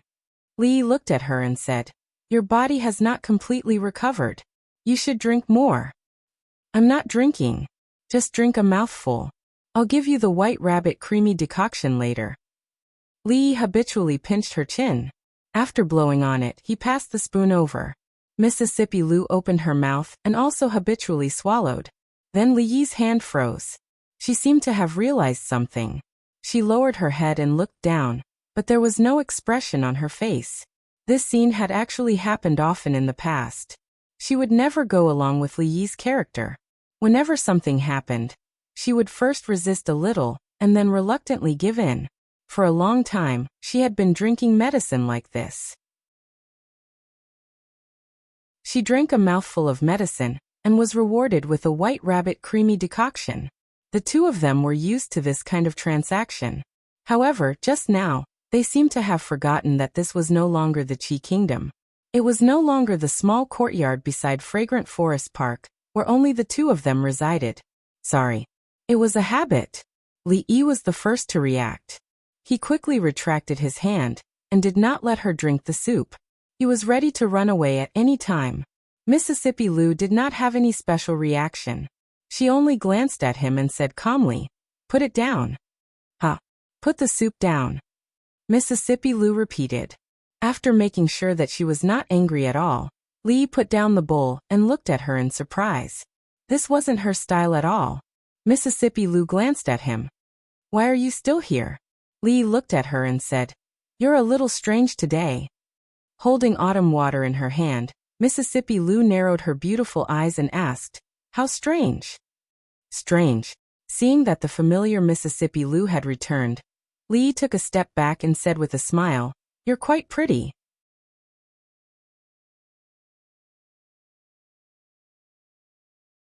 Chapter 750. You're a little weird today. How so? You're so pretty. This sentence could even be used as a golden phrase to pick up girls in the future. Although the girl would not burst with joy after receiving such a compliment, she would still feel a little happy. However, in today's era, any girl who stopped a random girl on the street and said the same thing would definitely not feel shy or happy. Scolding her as a lecher would be considered a light punishment. And if it was serious, a slap would be very likely. Mississippi Lu took a small sip of the soup and looked up at Li Yi. She asked, "What did you say just now? I didn't hear you clearly." "I said you're pretty good today." An upright person was not afraid of a crooked shadow. At times like this, Li Yi's expression was serious and his words were righteous. He did not feel guilty at all. "I wasn't pretty in the past?" Li Yi was surprised that Mississippi Lu could say such a thing. It was a free question. He shook his head and said, "I was pretty in the past too." "Then what's nice about me today?" Mississippi Lu looked at him and asked, "Am I as pretty as Miss Sung in Willow Lane?" This was a free question. The sun was a little dazzling today. It was so dazzling that Li Yi could not see Mississippi Lu's pretty face clearly. "Oh my, the sun is really poisonous today. It's so bright that I'm going blind. I can't see or hear anything." Fong closed his eyes and stood in the courtyard. He fumbled around with his hands. When he felt his way out of the courtyard, he even tripped on the steps and almost fell down. He was still complaining. Pretentious. Li looked at Fong in disdain as he stumbled out. He turned back to look at Mississippi Lu and curled his lips. "It's cloudy today. Where did the sun come from? Why don't you find a good reason to lie?" Li looked at the door worriedly and said, "Maybe there's something wrong with Fong's eyes and ears. I'll go take a look." Fong walked in from outside again. He scratched his head and said, "I forgot to tell you that those people have returned from Suzhou." He handed a letter to Li Yi and said, "This was given to second miss by Miss Yang Liuqing. Miss Yang didn't come back with them this time. It seems that she left alone in Suzhou." After saying that, he looked up at the sky and waved his hands in the air as he groped his way out of the courtyard. Li Yi, Mississippi Lu. as well as Fong and the others, had set off before the rest of the crowd. They had traveled day and night, so naturally, they had to return to the capital first. The remaining team of nearly 100 people came back from Suzhou under the leadership of Yang Liuqing. However, Fong just said that she didn't come back with the others. Li Yi walked over and handed the envelope to Mississippi Lu. "This is for you." He thought that since those people had returned, the materials donated by the king of Shu should have arrived. It was a lot of money. How should he spend it? "I've finished drinking. Remember to wash the dishes." After a while, Mississippi Lu had finished reading the letter. She put it on the table and stood up. She didn't argue with Li Yi about what had just happened. She turned around and went back to her room. Li Yi picked up the letter in surprise and looked at it. After a while, he slowly put it down. He glanced at the closed door of Mississippi Lu's room and frowned slightly. Yang Liuqing had left. Just as suddenly as she came, she left just as suddenly. She didn't say where she went, nor did she say whether she would come back. She just thanked Mississippi Lu in the letter for teaching her martial arts in the past 2 years. These 2 years were the happiest 2 years of her life. She would never forget all of this. She would always have such a master. She couldn't repay the kindness of giving her a new life. There was nothing else in the letter after that. Li Yi's index finger gently tapped on the table.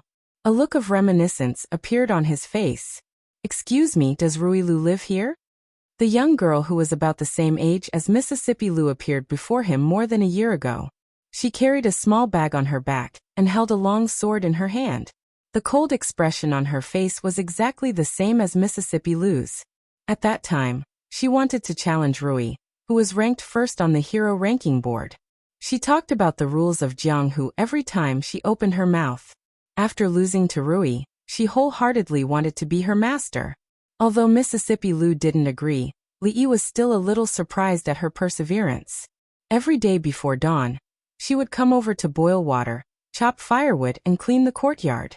She almost took care of all the chores in the house. Before her, Mississippi Lu was the most hardworking person that Li Yi had ever seen. After her, Li Yi had never seen anyone who worked harder than her. She seemed to be carrying a heavy burden that had been buried in the bottom of her heart. She had never revealed it to anyone. In the past 2 years, the only thing that she had done was to continuously surpass herself.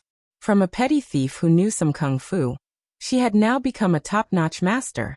Although she was still a long way from becoming a master or a master like Mississippi Lu, the speed of her improvement was too fast.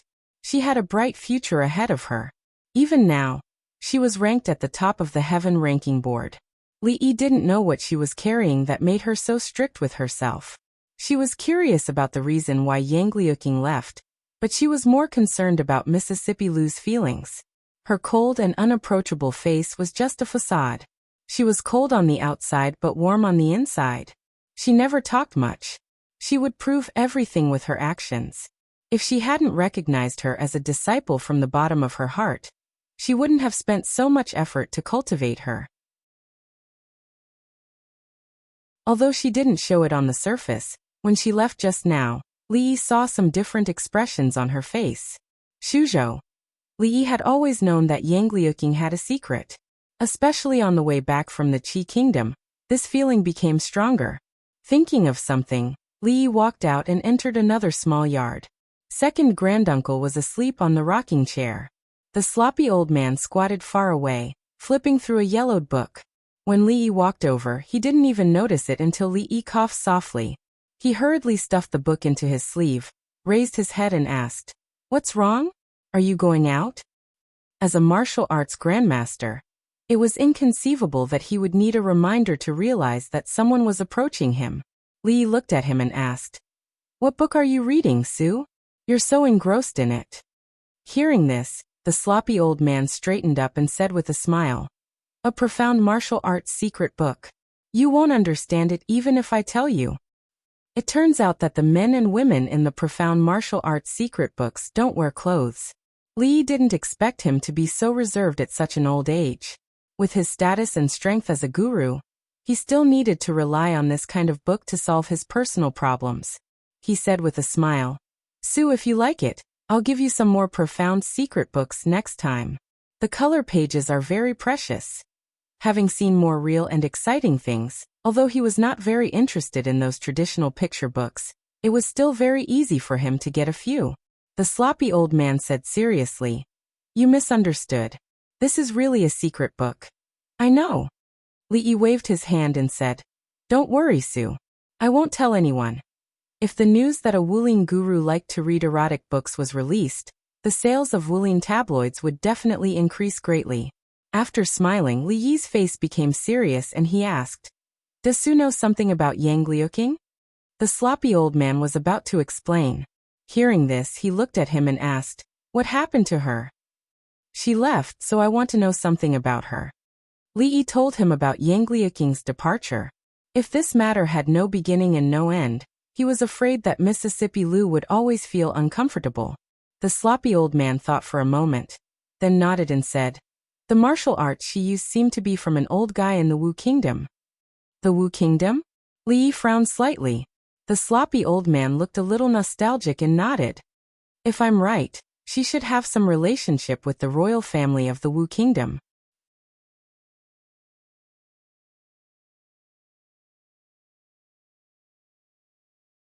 Chapter 751. The Royal Family of the Wu Kingdom? The expression on Li Yi's face had already turned into one of astonishment. This world was completely different from the history he knew, including the current countries and all kinds of major events that had happened in history. Since the wheel of history had gone awry, he couldn't find anything that he could refer to. Of course, last time he had stored all the books in Hongwen Library in his head, so he was not unfamiliar with the current situation of the surrounding countries. There were a total of 3 countries that directly bordered the Jing Kingdom. Needless to say, the Qi Kingdom and the Zhao Kingdom had been in constant conflict with the Jing Kingdom in history, and the current situation was still a little tense. The other country was the Wu Kingdom. Although the Jing Kingdom and the Wu Kingdom could not be called allies, there had not been much conflict before. For decades, they had not invaded each other. The 4 countries had always maintained a delicate balance between them. The Qi Kingdom was indeed powerful and ambitious, so it was guarded against by other countries. But it was impossible for it to be the enemy of several countries at the same time. Even if the Zhao Kingdom cooperated with them for a short time, they had their own ideas, and it was impossible for them to be of one heart and one mind. The relationship between the Jing Kingdom and the Wu Kingdom had always been stable. For a long time, there was not much difference in the strength of the 2 countries. However, several years ago, a certain prince of the Wu Kingdom launched a coup without any warning, killed his brother and father, and sat on the throne himself. Since then, the Wu Kingdom had been in a long period of turmoil. The loyal officials in the court were either dead or hiding. Several generals guarding the border, with the reason of bringing order to the chaos and supporting the legitimate wife, gathered troops and rebelled against the court. There were also countless rebel armies in the country, forming a group of heroes and forming a separatist regime, which gave the current court of the Wu Kingdom a headache. These words were once again confirmed by the sloppy old man. Li Yi had known for a long time that Monster Su was from the Wu Kingdom. However, when one's martial arts cultivation reached such a realm, most of them would choose to go out and travel in order to make a breakthrough in their lifetime. As a result, the concept of countries and the like was much more vague. After the former emperor was assassinated, Empress Wendy also committed suicide. After gaining power, the second prince killed the crown prince with a cup of poisoned wine. Empress Wendy's youngest son, and the 14-year-old princess Duanrong disappeared. They must have been hidden by the ministers loyal to the former emperor. The sloppy old man just narrated slowly without any extra expression on his face.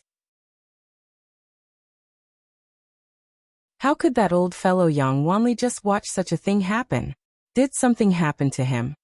Li Yi looked at him and asked with a frown. Su means, the sloppy old man said. Yang is the surname of the Wu Kingdom, and that little girl knows Yang Wanli's famous technique. Even if she isn't a member of the royal family, she must be related to that old fellow. This was all he could get from the sloppy old man. Li Yi thought for a while. Although she was young and was good at doing those rough jobs, if he thought about it carefully, he would find that apart from these things, she always seemed to hide some kind of temperament. Inadvertently, it overlapped with a girl who liked to eat egg fried rice. The next time he entered the palace, he would ask the eldest princess about the situation in the Wu Kingdom. The royal family must have some secret ancient books that he couldn't see. When Li Yi walked back, he glanced at the tightly closed door of Mississippi Lu's room and felt a slight headache. Her only disciple had left without saying goodbye. She definitely wouldn't feel good in her heart. Furthermore, she was the kind of person who kept everything in her heart and wouldn't tell anyone. Even if he wanted to make her happy, he didn't know how to break through from this angle. Ruri was like this when she was young. She kept everything in her heart. When father and mother left, she didn't cry. She didn't eat or drink. She just sat by the bed in a daze for 3 days. Rui looked at him and shook her head. If she has something on her mind, she won't listen to anyone. Li Yi showed a helpless expression and said, "If she keeps it in her heart for a long time, it will cause problems. Don't worry, husband. I'll talk to her tomorrow." Rui smiled and brought the wooden basin over. She put it by the bed and tested the temperature of the water. She said, "Husband, soak your feet first." Ever since Rui got pregnant, she was not allowed to intervene in any of the family's matters. With her physique, as long as she was not fighting another grandmaster, she would not be affected at all. However, this was an order from the old mistress. Xiaohuan followed her every day because the old mistress could not stay idle and wanted to do something. She had cried a few times. However, during the days when Li Yi came back, she would fetch a basin of hot water every night and wash his feet personally. Li Yi looked down at her delicate side profile. His eyes were in a trance and he suddenly jumped off the bed. Rui seemed to be a little scared. She looked up at him and asked in confusion, "Husband, you used to wash my feet. Today, it's my turn to wash my wife's feet." Li Yi looked at her and pointed to the bed. He said, "Sit down." "How can I do that? Husband, how can you?" Rui shook her head repeatedly. Li Yi picked her up and put her on the bed. He said, "It's natural for a husband to wash your wife's feet. Why can't you do that? Come on, sit down." The water was just right. Li Yi slowly took off her shoes and sock and soaked her feet in the wooden tub. Her feet were delicate and as white as jade. Her toes were neatly arranged like round pearls. Li Yi reached out to hold them, and could feel that her body was a little stiff. Although he had helped her wash her feet many times, it was the first time he did something like this. She couldn't help but feel a little nervous. Li Yi didn't show any abnormality. He lowered his head and was patient and careful. The woman in front of him was his wife. She was the closest person to him in this world. Compared to what she had done for him, this was really nothing. At first, he thought that he had always been honest in his previous life. He didn't do anything evil. But the heavens sent him to a place like this. He had no family, no friends, and nothing familiar. Was it too much? After experiencing so many things, that thought had long since been annihilated without a trace. This was not a punishment, but a gift. Many images appeared in his mind. In the end, there were still many people here who loved him and were worthy of his love. For example, this quiet woman in front of him. She was his wife, a small life that belonged to them, and was about to descend into this world. Rui was perfect. Her appearance was unparalleled, and her martial arts skills were unparalleled. She was always so quiet and tranquil. She never had any temper tantrums. She would silently guard behind you and only appear when you needed her. She satisfied all the fantasies a man had about his other half. At this time, she sat quietly on the bed and he washed her feet. After a while, they were able to sleep in each other's arms. Li felt that his luck was really damn good. I Lu Rui. It should be from that night in Willow Leaf Village. The moment the vague figure standing outside the door said this, his good luck began. Lowering her head to look at his serious expression, her body gradually relaxed. She placed one hand on her lower abdomen and used the other to help him tame a strand of his hair. The corner of her mouth revealed a smile that could charm all living things. "Thank you, my husband." Li Yi raised his head and said, "Just a word of thanks. It's not sincere." A pair of soft arms wrapped around his neck. While Li Yi was still in a daze, he felt a cold sensation on his lips. How about this? She rarely took the initiative. Her pretty face was like a blooming flower. Not long after, Li Yi sat by the stone table in the courtyard and looked at the ridiculously round moon in the sky. The night was long and he couldn't sleep.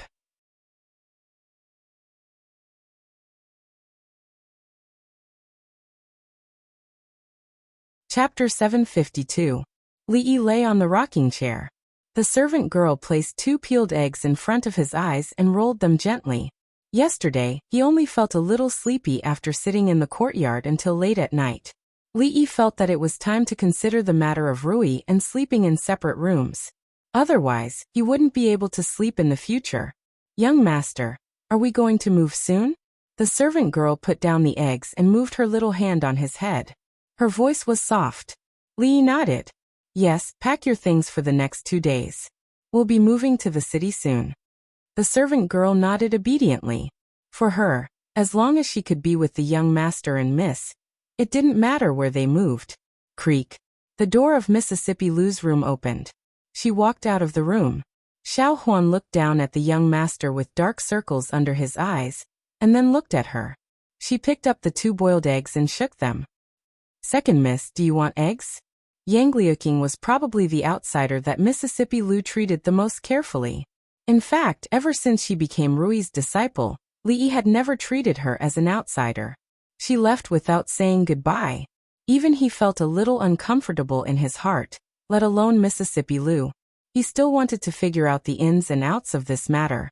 Yang Liuqing, the little disciple of your second miss? Emingzu ate the shrimp fried rice that Li Yi brought over and looked up at him. What about her? Help me check if there is anyone with the same name as her among the royal family or nobles of the Wu Kingdom. Li Yi said and then opened his mouth. The arrogant Lolita put a peeled shrimp into his mouth. This was not the era of the developed internet in the future. It was easy to search for the needed information on the internet.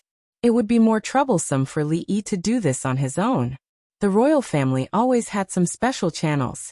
Of course, these weren't things that Li Yi could easily come into contact with. Emingzi nodded and looked at the white-haired old woman beside her. Nanny, please make a trip. The old woman nodded and looked at Li Yi meaningfully. Then she turned and left. The arrogant Lolita peeled another shrimp for Li Yi. Then she hugged his arm and said coquettishly, Sir, can you take us out of the palace today? She was already 13 years old, almost 14 years old, and her body had begun to develop. Naturally, she had to pay more attention to her behavior. Concubine Yan had always been strict with her etiquette education, but when she saw Li Yi, she revealed her playful nature and no longer had any royal manners. Seeing that Li Yi was unmoved, she hurriedly winked at Yongning, who was chewing on the pork ribs. Although Yongning was young, she had always been Shanning's little follower. She could understand her meaning with one look. She put down the pork ribs and hugged Li Yi's other arm. She blinked her big, watery eyes and looked at him pitifully. Who could resist these 2 pairs of extremely cute and innocent big eyes? Li Yi sighed slightly and nodded helplessly. Sir is the best. The Tsundra Lolita jumped up and kissed him on the cheek. When there were no outsiders around, she would return to this little girl's temperament. Yongning also came over. Her mouth was still stained with oil. She blushed and kissed the other side of Li Yi's face. Although she was much younger than the arrogant Lolita, she was quieter because of her experience and was far less playful. Yongning, hurry up.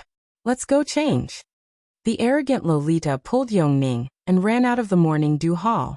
A group of palace maids followed behind in a panic and shouted, Your Highness, slow down. Concubine Liang had passed away early. Yongning was still young and would be afraid to live alone in the palace. Li Yi suggested to the old emperor to let her live with the arrogant Lolita and be taught by concubine Yan. Although Shanning was playful, she still took good care of this little sister. Emingzu put down the bowl and looked at him. She asked, Did you see father today? No. Li Yi shook his head. He came today mainly to ask her about Yang Liuqing. He also wanted to see Yongning and the arrogant Lolita. He did not see the old emperor. Emingzu suddenly looked at him and hid the trace of hope in her eyes. She asked, Is there really no way to cure father's body? In her heart, he was still the omnipotent Li Yi who could solve anything. Li Yi paused while peeling the prawns. The atmosphere became a little stifling. Even in the future, The old emperor's illness was incurable. He had tried his best to change it, but he could only slow down or slightly extend his life. He was not a god, and there was nothing he could do. Li Yi sighed and said, "If I can move out of the palace and put aside all political affairs to recuperate, the situation might be much better." Although it was impossible to cure this illness completely, it would not kill him immediately. It was important to maintain a good mood. The palace was like a huge cage. It was too oppressive and lacked people. Even though most of the political affairs were handed over to the two prime ministers, the country was too big. As the emperor, there were too many things he had to deal with every day. When Li Yi talked to him, he would often ignore his identity as the emperor. Occasionally, he would joke around as a form of adjustment. This was the tacit understanding they had developed over a long period of time. However, the effect was only temporary. If the old emperor could immediately put down the burden on his shoulders and find a quiet place outside the capital with beautiful mountains and rivers, he could lie in the courtyard and bask in the sun when he had nothing to do. If he was in the mood, he could go to the brothels to play mahjong with Chong or find a few old ladies to dance in the square. He could not say that he would live to a ripe old age, but he could definitely live for a few more years. However, Li Yi could not mention this method, and neither could the imperial physician. Even they knew it very well. "Father, he is very tired." Emingsu lowered her head. Her face was a little gloomy, but then she raised her head and said seriously, "I will try to persuade father." Li Yi nodded. She was probably the only one who could raise such matters with the old emperor. There was a short silence between the two of them. Then the sound of footsteps approached from afar. The white-haired old woman came over with a thick stack of books in her arms. She put them on the table. "These are all the information about the Wu Kingdom." Emingzu looked at Li Yi and said, "Take these books back and read them slowly. Remember to return them when you are done. It won't take much effort to find someone." Li Yi shook his head. Since these books were not for the public, it was better to leave them here to avoid bringing her unnecessary trouble. He picked up a book and casually flipped through the pages. He was so fast that the old woman standing to the side could not see clearly. In the time it took to take 2 breaths, he picked up another book and repeated what he did just now. Emingzu had already seen his reading speed, so she was no longer surprised. "What are you doing?" The white-haired old woman looked at him with a face full of confusion. Li casually replied, "Reading. You can memorize it like this?" The old woman was puzzled. At this speed, she could not even see the words on the pages clearly. "I am just looking for something. There is no need to memorize it." Li Yi could not tell her that even the action of flipping the pages was unnecessary. As long as he touched these books, he would remember all the content in the book. Wouldn't he be regarded as a monster? The white-haired old woman looked at him as if she was looking at a monster. After he flipped through several books, the sound of flipping pages finally stopped. Li Yi's eyes stopped on a certain page. "Found it." He looked at some information recorded on it, and his eyes slightly narrowed.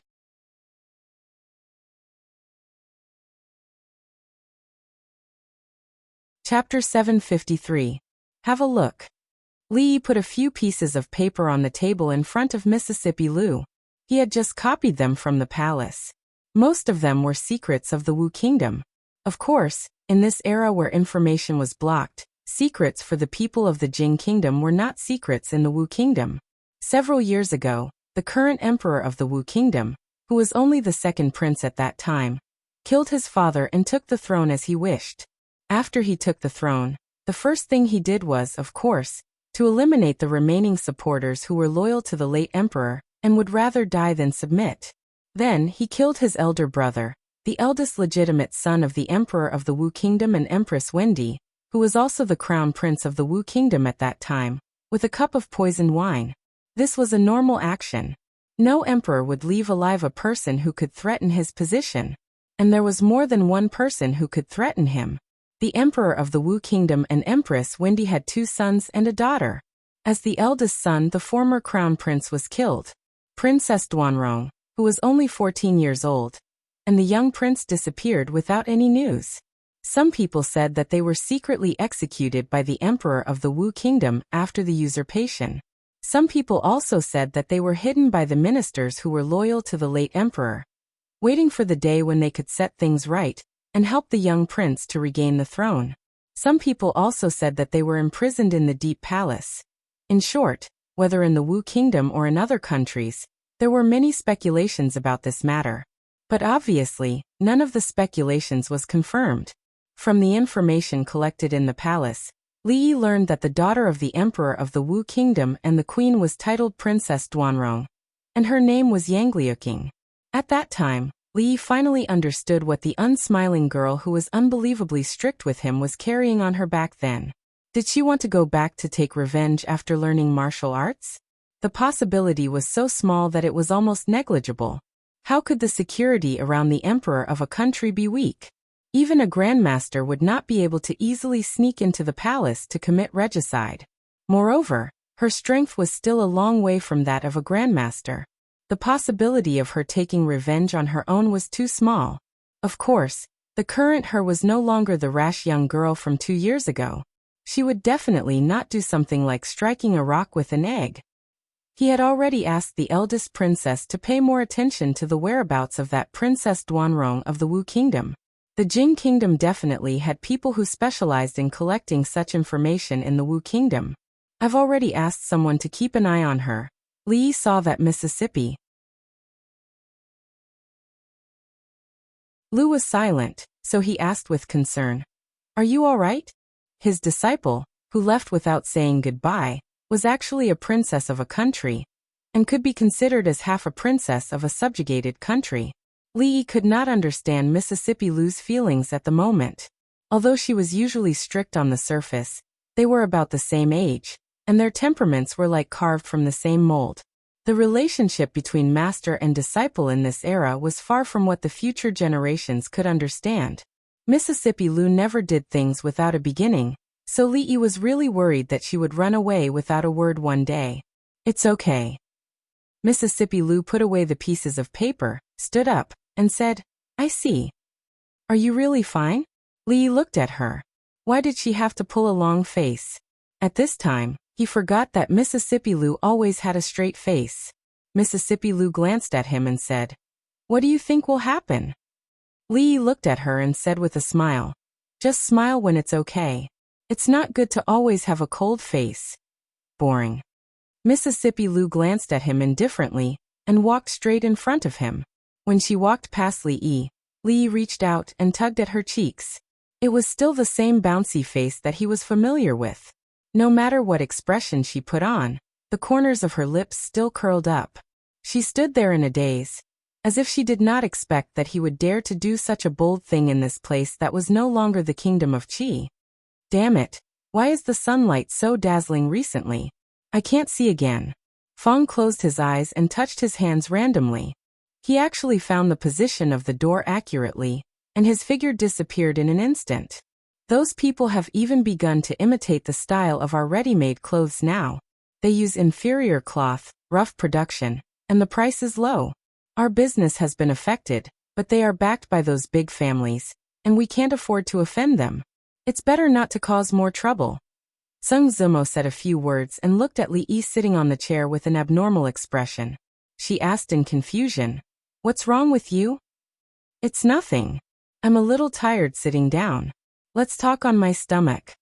Li Yi stood up with the help of the chair and lay on the small bed next to him. His butt was not touching the chair, and he immediately felt much more comfortable. More importantly, there was a faint fragrance on the small bed, which reminded him of the not very warm hug that day. It was the same smell. When have we ever been afraid of trouble? After changing to a comfortable position, Li Yi looked at her and said, "It's just the Cui family. In this capital city, there is no one we can't offend except the emperor. Don't worry, the Cui family won't be able to jump around for long. Get up."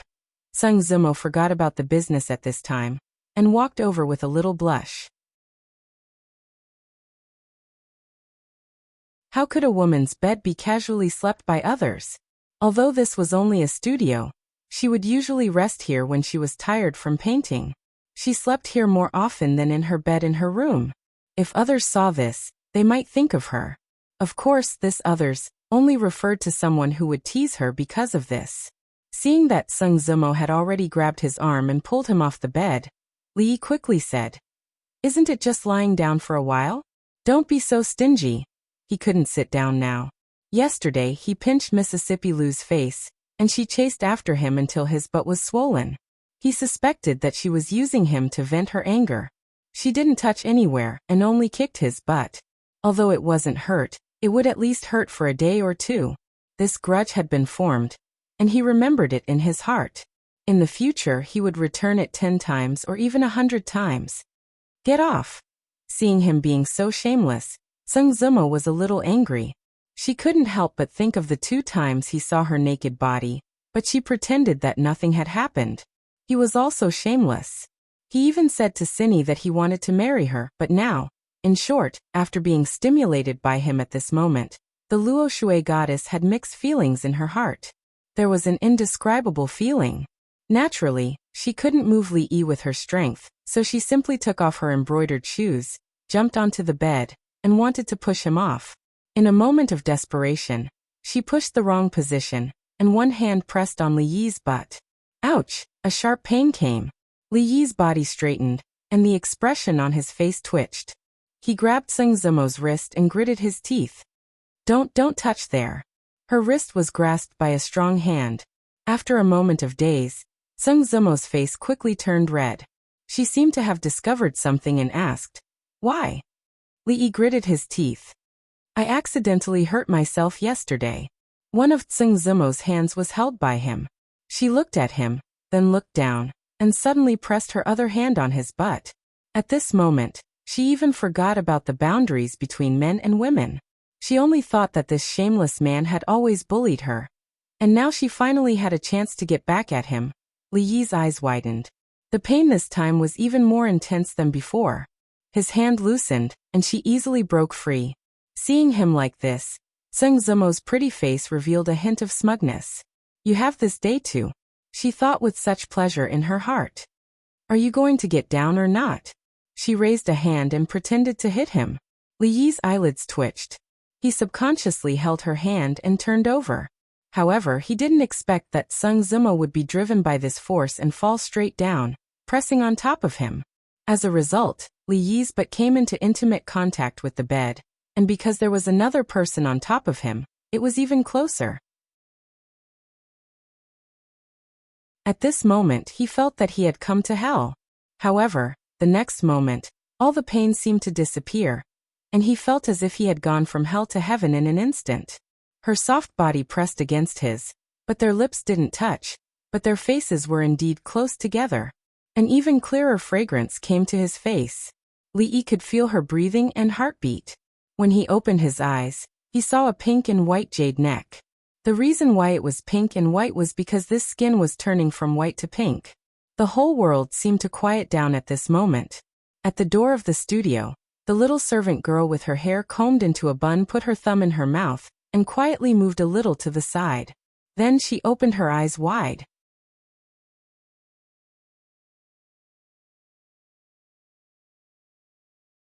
Chapter 754. Li Yi was no longer unfamiliar with this delicate body on top of him. Although there were 2 beautiful accidents, they were only visual impacts. This kind of skin tightly pressed together, and he could feel her rapid heartbeat. It was far more exciting than a hug that was not exactly warm. With the soft body in his arms and so close to her, Li Yi's expression was a bit dazed. He seemed to instinctively hold her slender waist. Summer clothes were thin to begin with. She was wearing a thin dress at the moment. Even through the clothes, she could still feel that kind of slippery feeling. Sung Zumo had struggled to prop herself up. Her face was full of shame and anger, as if she would explode in the next moment. However, at a certain moment, a strange feeling came from her waist, causing her body to tremble slightly. She lowered her head and looked at him in disbelief. His expression was a bit dazed, and his eyes were a bit unfocused. She saw a certain emotion in the depths of his eyes, which made her heart beat faster. Something seemed to melt in her heart. At this moment, she was half propping herself up. Their bodies were no longer close together, but in reality, there was only an extremely small distance. This kind of distance was actually even more ambiguous. Li only needed to shift his gaze slightly to see more scenery. However, he could not think about this at this moment. The dazed look in his eyes quickly dissipated, and he realized what situation he was in right now. He looked at her pretty face, which was inches away from him. Their breaths blew on each other's faces, and they just stared at each other in a daze. Li looked away. He was worried that he would not be able to recover from her almost natural seductive posture, and his hands quickly let go. Zheng Zimo saw a certain emotion fade from his eyes. Her body stiffened slightly, and her face was no longer blushing. A trace of pain and disappointment appeared in the depths of her eyes, and she struggled to climb up from his body. Li only glanced at her tentatively. When he saw the light in her eyes fade, his heart almost uncontrollably tightened. Without any hesitation, his hand once again wrapped around her slender waist, and he exerted a little force. In the end, the goddess of Luo Shui didn't get up. She fell on his body even more heavily than before. This time, the two of them looked at each other's eyes and noses. They both saw the same thing in each other's eyes. They just stared at each other without saying a word. Only the sound of their heartbeats could be heard clearly in the quiet room. The servant girl, who had already put her thumbs in her mouth, finally seemed to realize something. She gently closed the door without making a sound. Then, she pressed her ear against the door and held her breath. An excited expression appeared on her face. After a quarter of an hour, she still didn't hear any sound. Her feet were a little numb from standing. She held onto the door and pressed her ears even closer. The door was open from the inside. Li Yi supported Xiao Chui's forehead to prevent her from falling. He stepped out of the room, pinched her face and said, "So young, yet not learning good things." Watching him walk out, Xiao Chui rubbed her face. When she looked into the room, she saw the young miss coming down from the bed. Her clothes were neat and tidy, but her face was a little red. Other than that, there didn't seem to be anything strange. She grew up in a brothel and naturally knew much more than ordinary women. She knew that if something had happened between them just now, the young miss would definitely not be like this. She shook her head with some regret. These two really were strange people. Zheng Zimo walked out of the room. Her face was still flushed like a peach blossom. She sat at the stone table in the courtyard and stared in a certain direction. Although they didn't say anything or do anything just now, the two of them hugged each other and stared at each other for a long time. Some things were different from before. These things didn't need to be said. Sung Shichen walked in from outside, and even looked back suspiciously. He had met that person here several times, and with some rumors in the outside world, he was almost certain of that possibility. He wanted to say something about this matter, but with the relationship between the two of them at this time, he couldn't. He stood by the table and opened an exquisite paper package. He looked at Zheng Zimo and said with a smile, "Zimo, Fuji released a new product 2 days ago.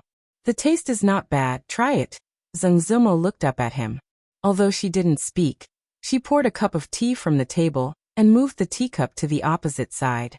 The expression on Sung Shichen's face froze. He looked at her as if he couldn't believe it. His hand holding the teacup trembled slightly. He slowly sat down, suppressed the surprise in his heart, and drank the cup of tea in one gulp. The tea was cold, but the warmth in his heart even surpassed that of the day he was promoted to assistant minister of the Ministry of Revenue, and countless envious gazes in the court. The slovenly old man sat in the carriage and glanced at Li Yi. He asked, "Go back?" Li Yi nodded. The slovenly old man looked at him suspiciously and asked, "Didn't you come to see the house today? Haven't you seen it yet? Didn't you take a detour because of the traffic jam?" The slovenly old man looked at him as if he didn't know whether he had seen it or not. Li Yi waved his hand and got into the carriage. "Then let's go see it." What was it that made him so happy that he even forgot the serious matter of this trip? The slovenly old man looked back in a certain direction, and his heart was full of doubts. The house had almost been arranged, and they could move in tomorrow. Li Yi had just packed some things he needed. As for the daily necessities and the like, there were maids to take care of them. Life in the future would not be so boring. In the morning or afternoon he could accompany Rui to take a walk by the lake of the Mathematics Institute, or he could walk more and go shopping. It was not far from the imperial palace, and the proud Lolita and Yongning could come over every day.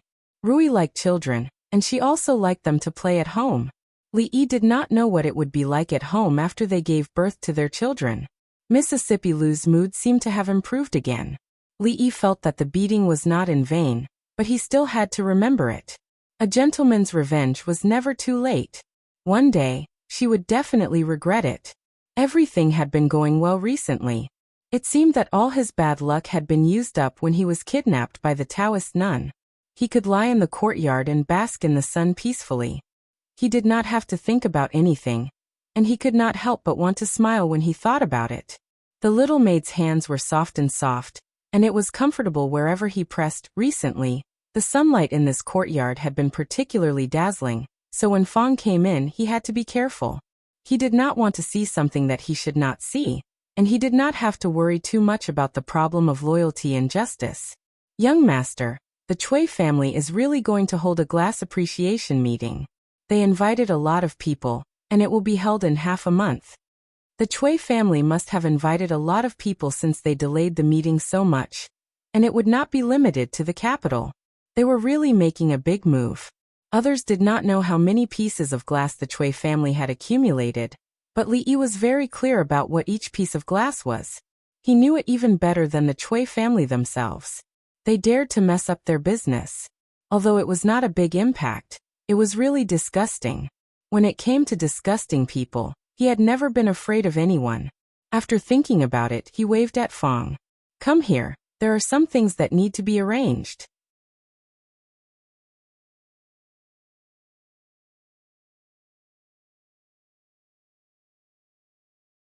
Chapter 755.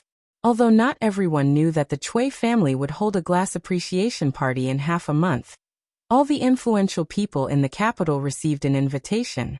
Although the venue was not as high class as the Wang families, it was said that the scale was much larger. The number of glasswares would be several times that of the Wang families. It was strange that such a precious object as glass was rarely seen. Why did it suddenly increase these days?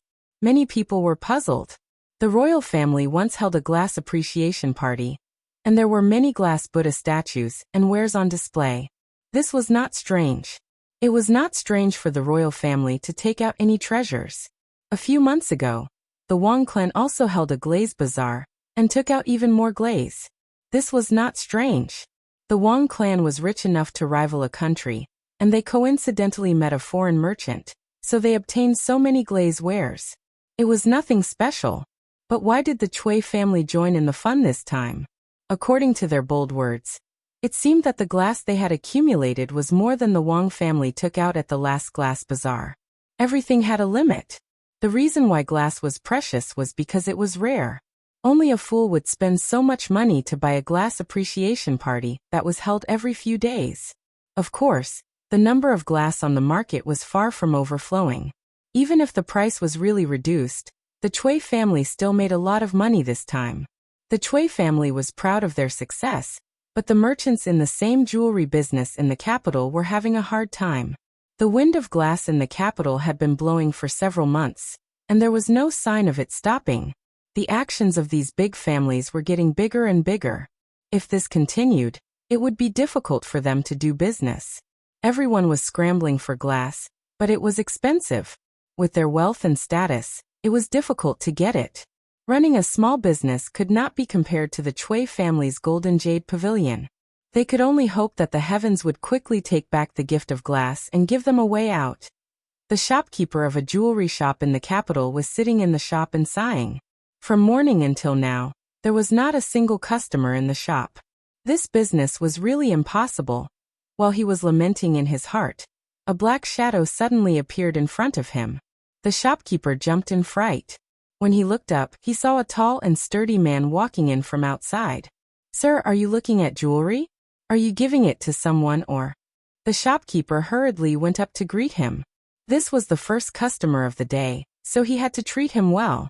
In a place like this, sometimes they wouldn't be able to open for business for a few months after completing a single business. "I don't look at jewelry." The man's voice rang out like a great bell. "I'm here to sell you something." selling things. When the shopkeeper heard this, he immediately lost interest. He waved his hand and said, "We sell jewelry here, we don't buy things." The burly man took out a sparkling and translucent glass ball from his sleeve. The shopkeeper swallowed the second half of his words. His eyes widened, and his breathing became hurried as he stared at him. "I have a batch of colored glaze to sell to you." The burly man looked at him and said, "Look at this color, this luster, this feeling. It's definitely a top-notch colored glass." The shopkeeper stared at the glass ball in his hand. Even his breathing stopped for a moment. If such an item was placed in his shop, it would undoubtedly become the treasure of the shop. He didn't know how many customers it would attract. He did not have the right to attend the colored glaze appraisal conference in the palace, nor did he receive an invitation to the Wang family's colored glaze bazaar. This time, no matter what price he had to pay, he would leave behind this glass ball. Seeing that the shopkeeper did not speak, the man thought that the shopkeeper did not believe him. Frowning, he suddenly raised his hand and threw the glass ball to the ground. Pa! After an extremely crisp sound, the burly man crouched down and pointed at the pile of fragments on the ground. "Look, these cracks, these fragments, they're not fake, right?" He picked up a piece and handed it to the shopkeeper. "If you don't believe me, feel it." The shopkeeper's lips trembled and his face had already turned purple. He pointed at the burly man and said in a trembling voice, You. The burly man patted his shoulder and said, Don't rush, don't rush. If you don't believe me, I'll let you throw one yourself. Bring it in." He waved his hand and two people outside the door carried in a large box. After opening it, the shopkeeper's gaze was completely attracted by the dazzling array of items in the box. The burly man looked at him and said with a smile, "How about it? Today we happen to be having an activity. Each item is 10 taels. 10 taels of silver, you won't lose out. 10 taels of silver, you won't be fooled. 10 taels of silver, you can buy a piece of colored glaze. How about it? Are you tempted? Action is better than action. If you buy 10 pieces at once, you won't have to pay for the broken one. 10 taels of silver for one piece?"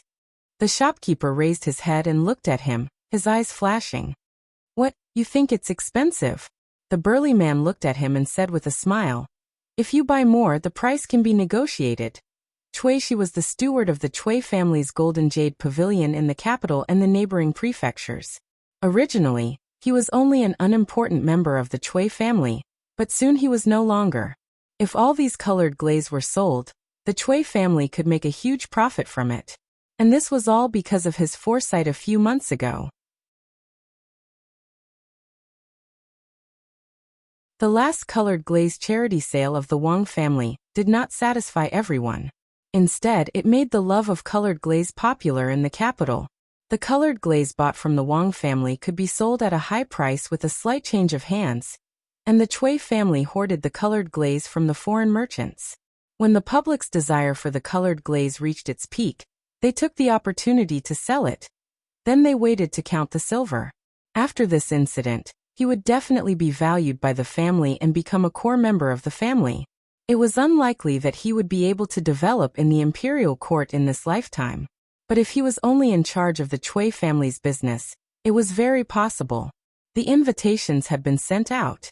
Only 10 days later, the Cui family's colored glaze appraisal would begin. That moment would be the new peak of his life.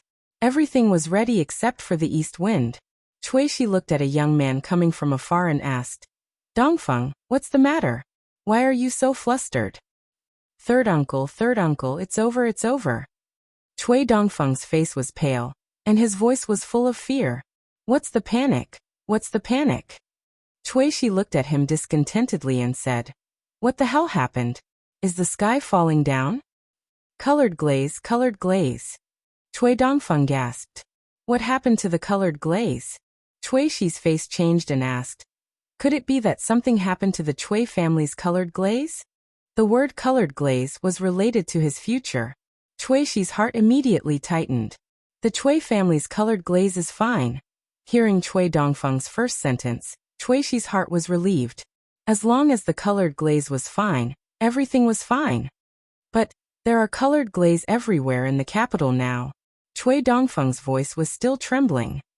You can buy a piece of colored glaze with 10 taels of silver and get a piece of soap. If you buy clothes, you get a colored glaze hairpin. If you buy perfume, you get a colored glaze bracelet. The Drunken Moon Brothel. The chopsticks in the Drunken Moon Brothel have been replaced with colored glaze. Cui Shi's body softened and he grabbed Cui Dongfeng's arm. His eyes immediately became bloodshot and he asked in a trembling voice, You say it again. Cui Dongfeng's eyes were already full of despair. These days, a large amount of colored glaze suddenly appeared in the capital. Colored glaze is no longer valuable. When the Cui family was about to hold a colored glaze appreciation party and wait to make a big profit, the originally hard-to-buy colored glaze suddenly became a common thing on the street overnight. Who would spend a lot of money to buy the Cui family's colored glaze? But the problem was that the price paid by the Cui family for these colored glaze was too great. Cui Shi knelt on the ground, his vision turned black, and there was only one thought in his mind. It's over. Not far away, there was already a noisy sound of footsteps coming. Li still overestimated the patience of the Cui family. In just half a year, the price of colored glaze fell from the clouds to the ground. If it continued for a few more days, there would still be a big profit to be made. However, he also knew that this matter should end here. This kind of money could not be earned too much. If it continued, the fragile economic system of the Jing kingdom might be at risk of collapse. The old emperor would be angry with him. While thinking about these things, Wang Yong hurriedly walked in from the outside. As soon as he entered the door, he asked with a face full of joy, Brother Li, have you heard the Cui family? Li nodded, sighed and said, The Cui family this time, the Cui family, I'm afraid, will lose millions of taels of silver.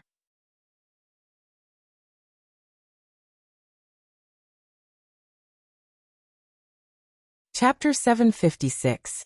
Of course, the Cui family was going to lose money. Their brains were damaged. Using a large amount of jewelry and silver to exchange for a bunch of worthless junk, if they didn't lose out, who would? However, everyone knew that this couldn't be blamed on the Cui family.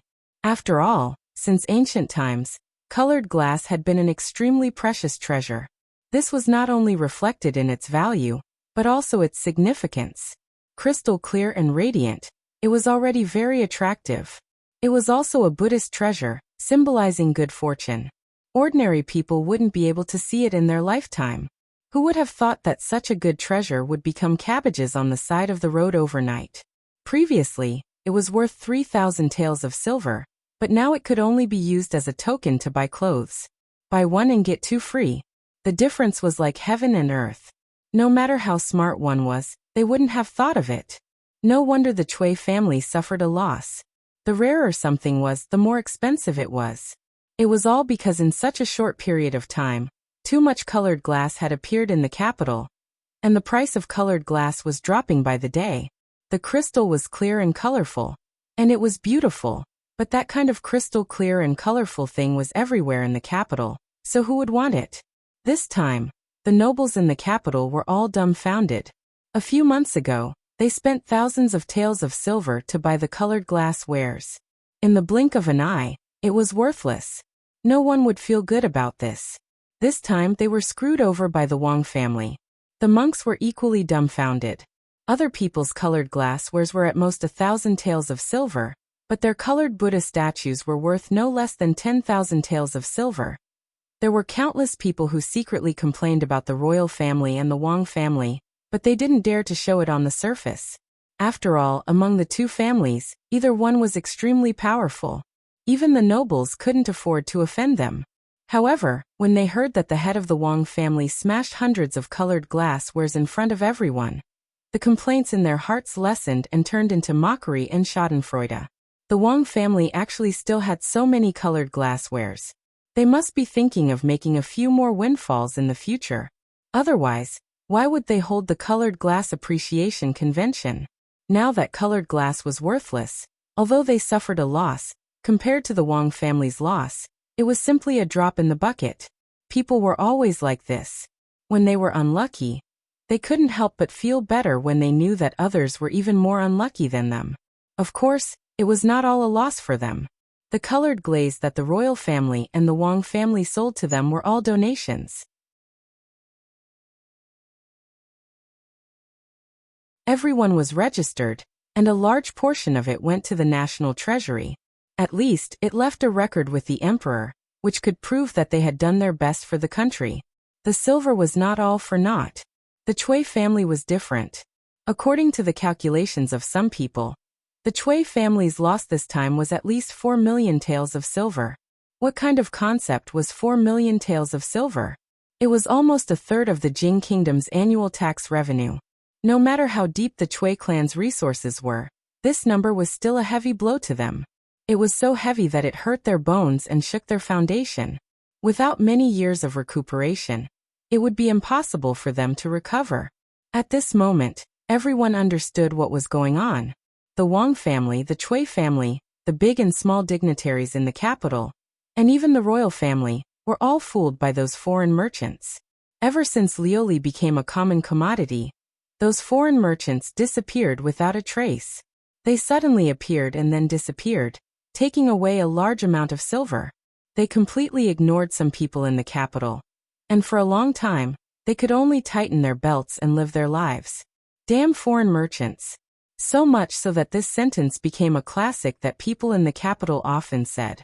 Where those foreign merchants went, even after many years, was still an unsolved mystery. Hee, I want a house to bring me here.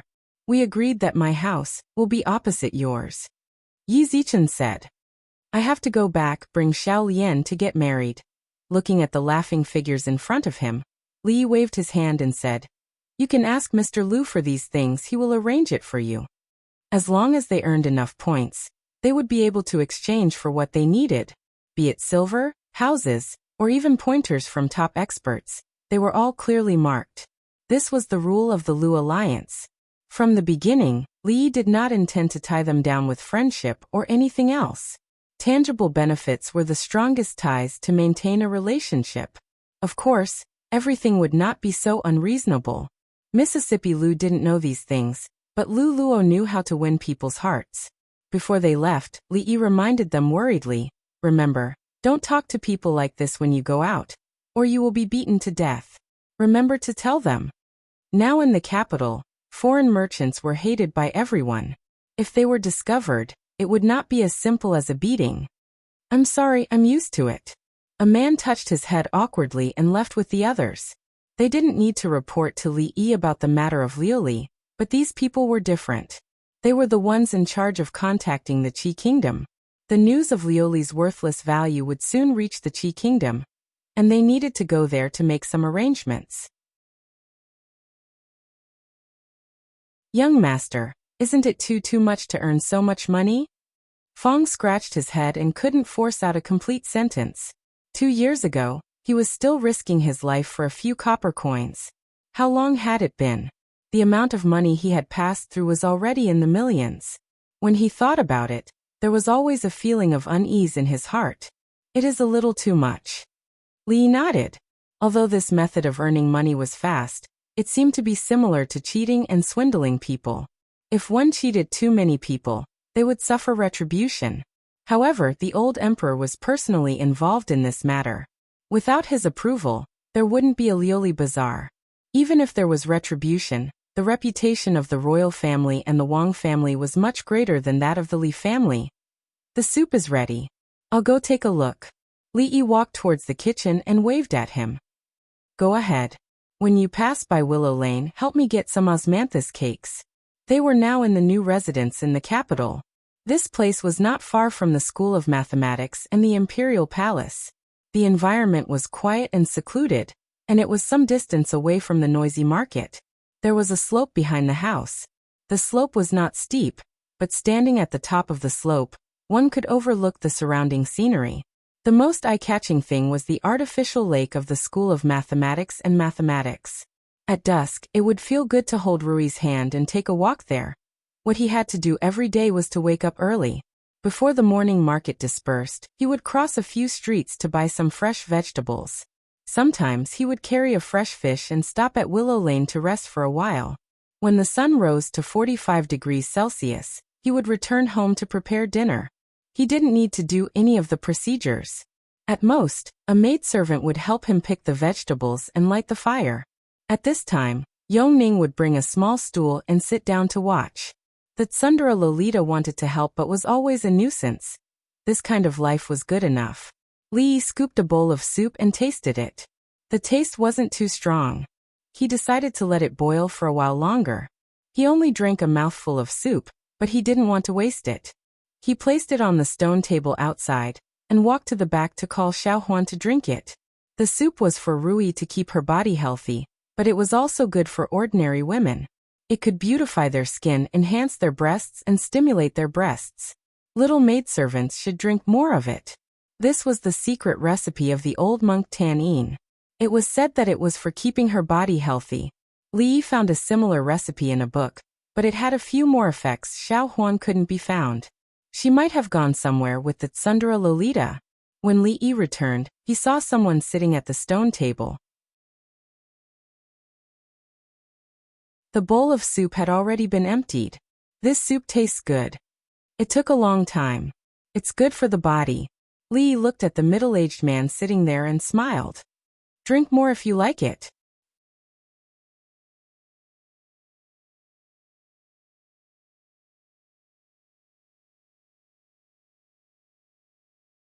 Chapter 757.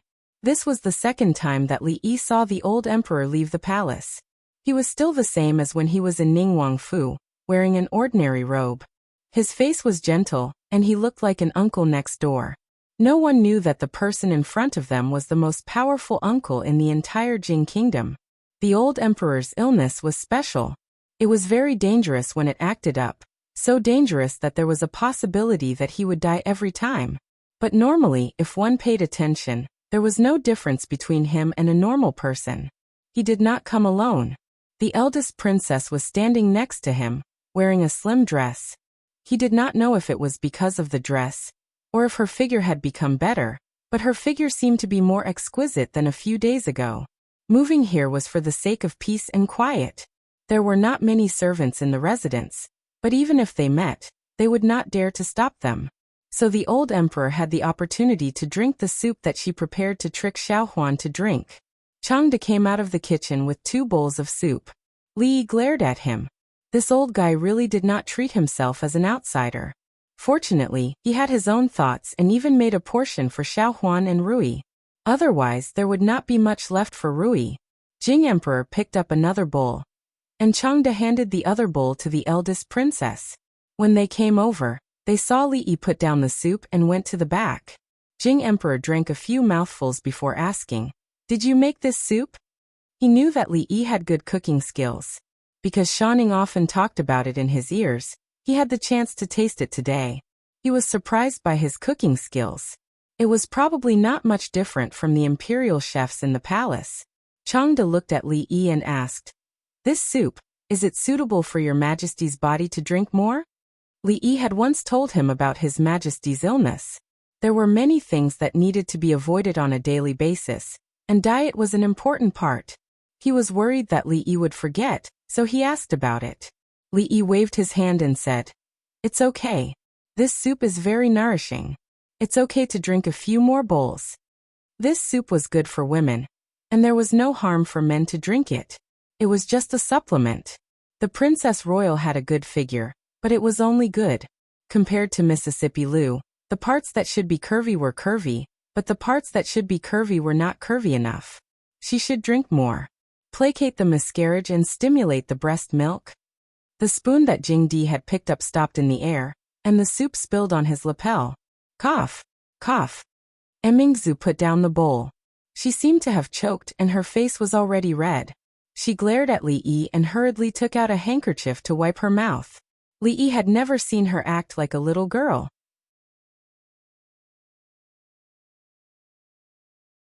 In fact, he had always regarded the swift and decisive princess as a man. Jing Di put down the spoon, obviously not intending to drink anymore. Emingzu also put down the bowl, and secretly looked at Li Yi with a hint of anger. "Your Majesty, why are you?" Li Yi changed the topic at the right time. Jing Di looked at him and asked, "Why?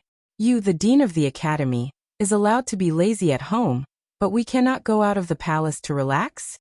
Li Yi quickly said, "Steal half a day of leisure. The palace is like a cage. Your Majesty often goes out to relax. It is also good for your illness.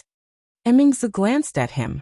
He was the only one who dared to say that the palace was a cage in front of her imperial father. Steal half a day of leisure? Jingdi looked at him and said with a tone of dissatisfaction. We think you are stealing half a day of leisure, right? Jealousy. It was obvious that he was jealous.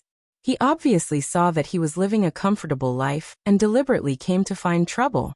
Li Yi was too lazy to pay attention to him and stood aside without saying anything. Jingdi looked left and right and asked, Where are Yongning and Shanning? Li Yi pointed in a certain direction and said, At the amusement park. He ordered people to build the amusement park. Several houses were connected, and the ground was covered with soft mats. There were rocking cars, merry-go-rounds, slides, swings, and other amusement facilities. It was also the favorite place of Yongning, Shanning, and Duanwu. Although there were no exciting projects such as roller coasters and skydiving machines, in this era of extreme lack of entertainment, this was already considered super luxurious. Take us to see. Jingdi seemed to be very interested in this place and stood up. Li Yi originally chose this place because he liked the environment here. It was not an exaggeration to say that it was a small park. There was running water in the garden, and the water was so clear that the bottom could be seen. Fish were playing in the water. Although the layout was not very luxurious, it was simple and did not lose its atmosphere. After passing through a bamboo forest path, their field of vision became open again.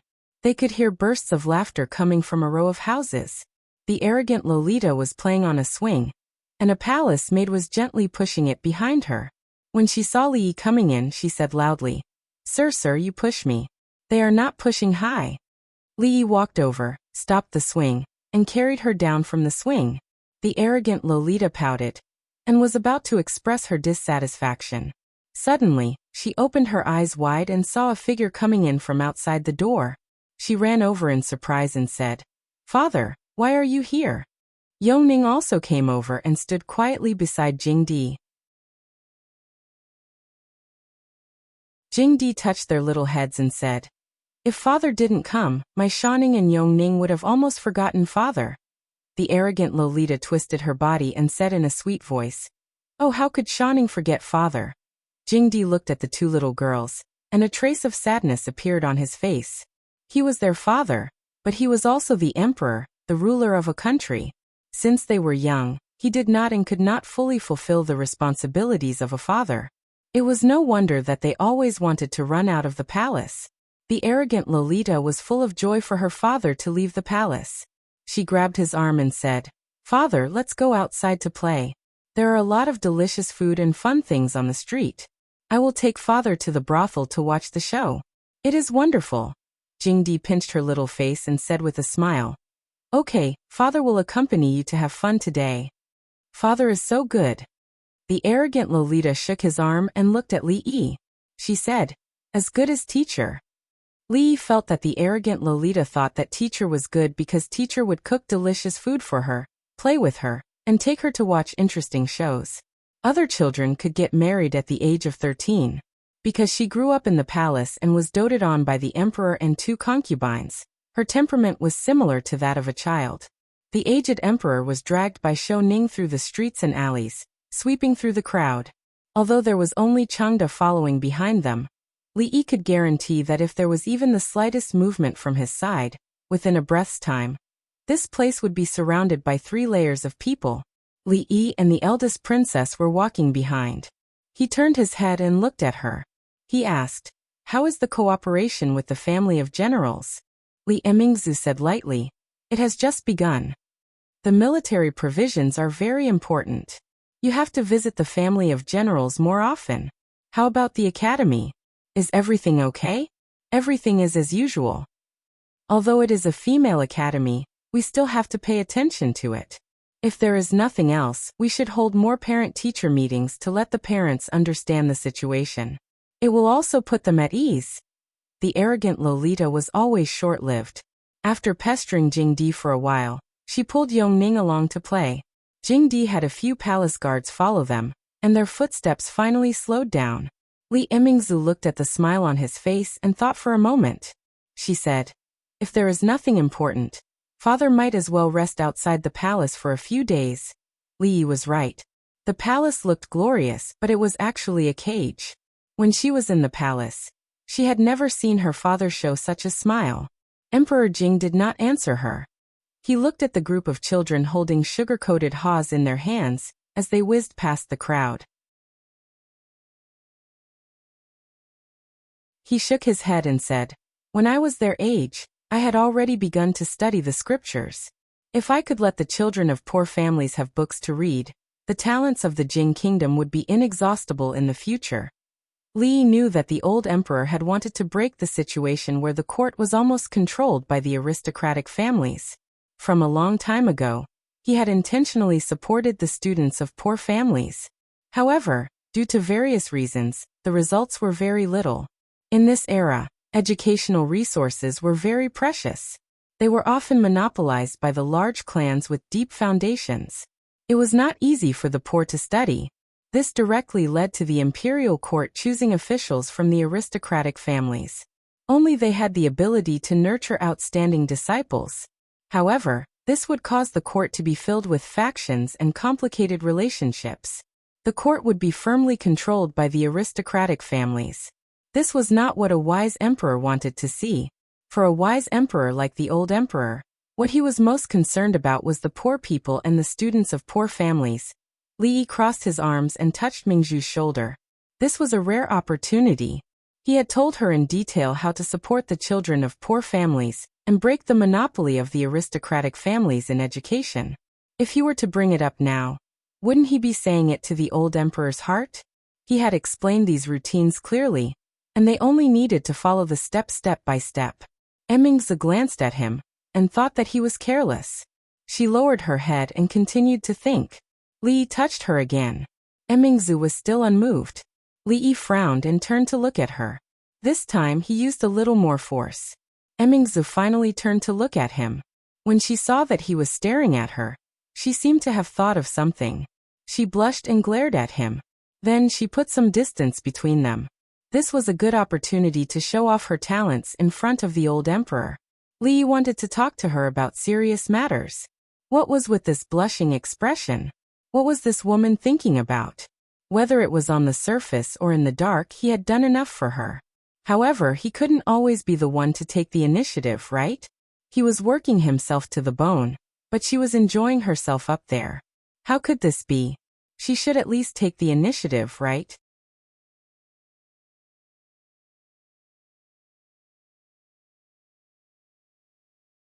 Chapter 758.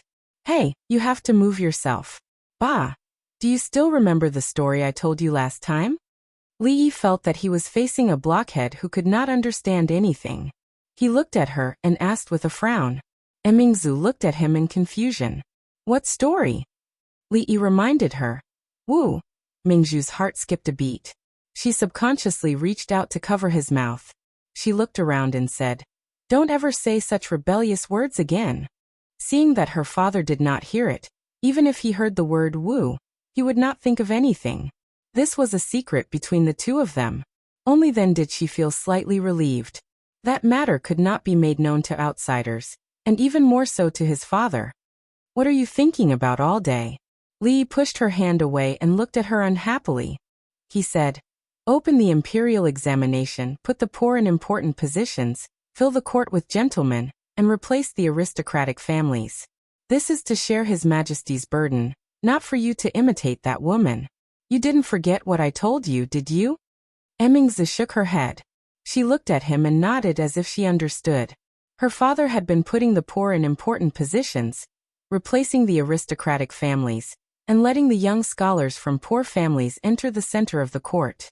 In the face of aristocratic politics, the poor had always been suppressed. After entering the court, they would be loyal to the royal family, which could effectively change the current situation in the court. Her father had done some things in response to this, including establishing a mathematics academy and recruiting a large number of commoners. However, she knew that there were more things that could be done to further expand the advantages of the commoners. In the end, it could turn into the kind of situation that Li described, where the court was filled with noblemen and the rivers were clear. because these things were related to the woman surnamed Wu. This was something she did not dare to think about normally. At this moment, with Li Yi's reminder, she understood that a method was a method after all. It worked in that fictional story, and it could have the same effect in reality. A woman's mind was really hard to guess. Even if Li Yi never thought of the eldest princess as a woman, he still couldn't guess her thoughts. Fortunately, she finally understood his meaning. Li Yi took the tonghulu that the proud Lolita handed over.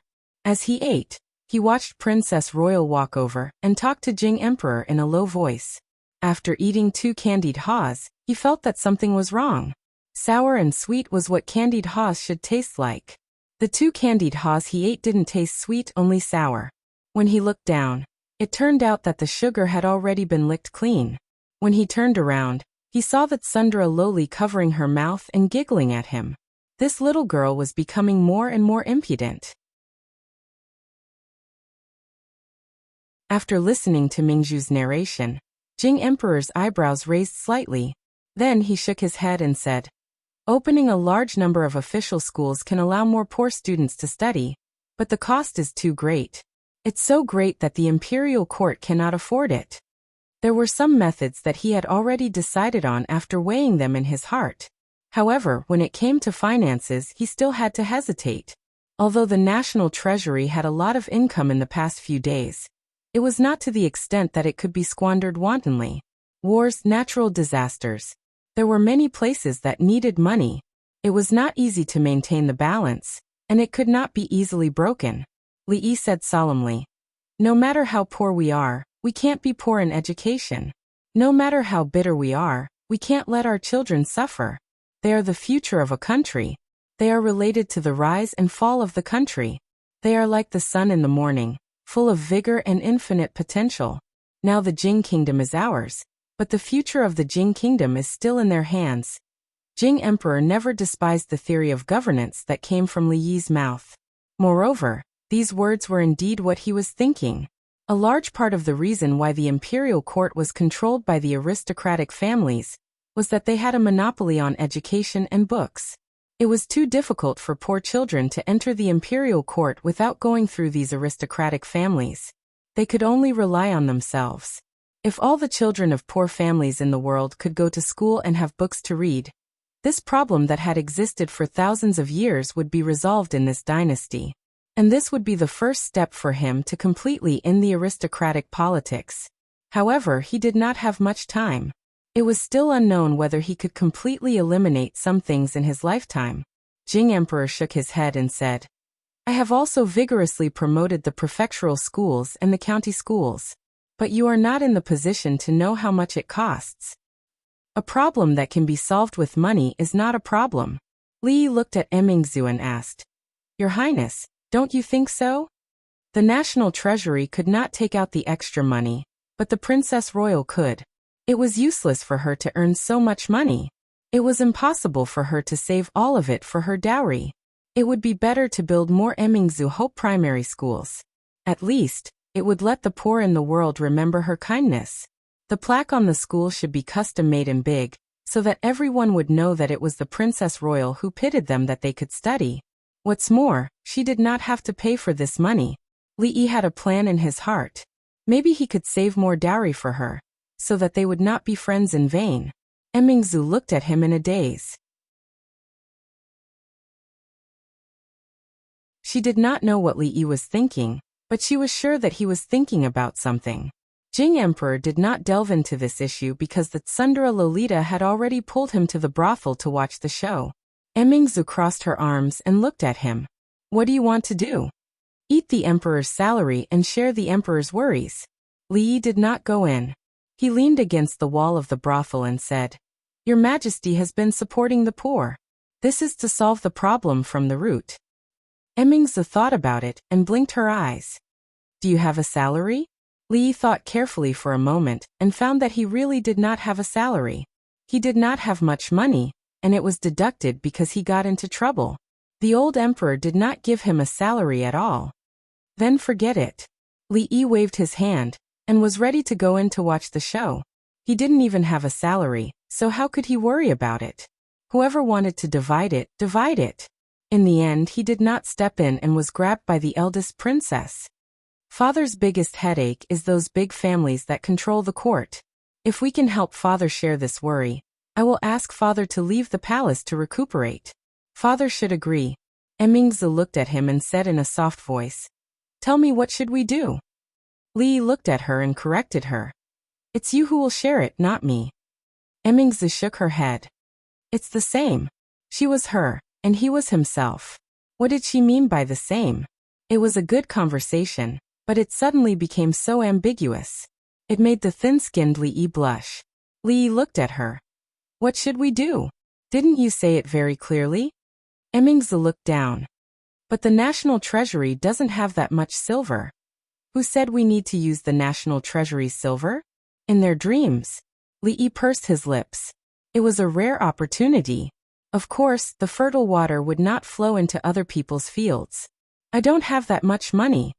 Emingzi shook her head. Then, she seemed to have thought of something and looked at Li. Li quickly waved his hand. "Don't look at me. My family's money doesn't grow on trees. It's not easy to earn money." He patted her shoulder out of habit and squinted his eyes. "Don't worry. There will be silver. What should be, there will be." Seeing a certain light in his eyes, Li Mingzhu's heart suddenly relaxed, and she became incomparably calm.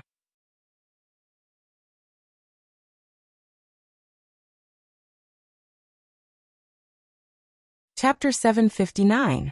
The opera being performed in the brothel was the classic, The Cowherd and the Weaver Maid.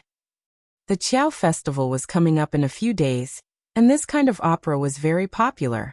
The brothel was not the busiest during the day, but there were many people inside.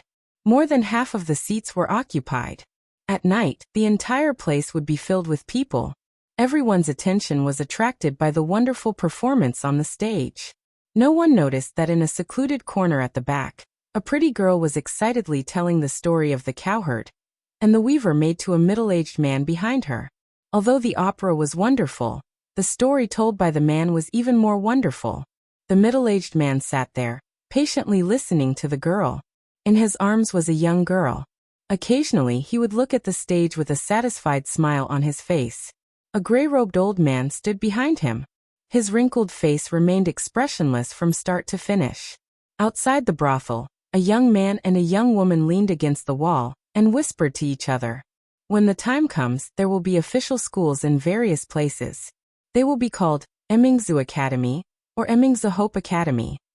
Students from poor families will be given a certain amount of subsidies, or they can do some chores in the academy or work part-time.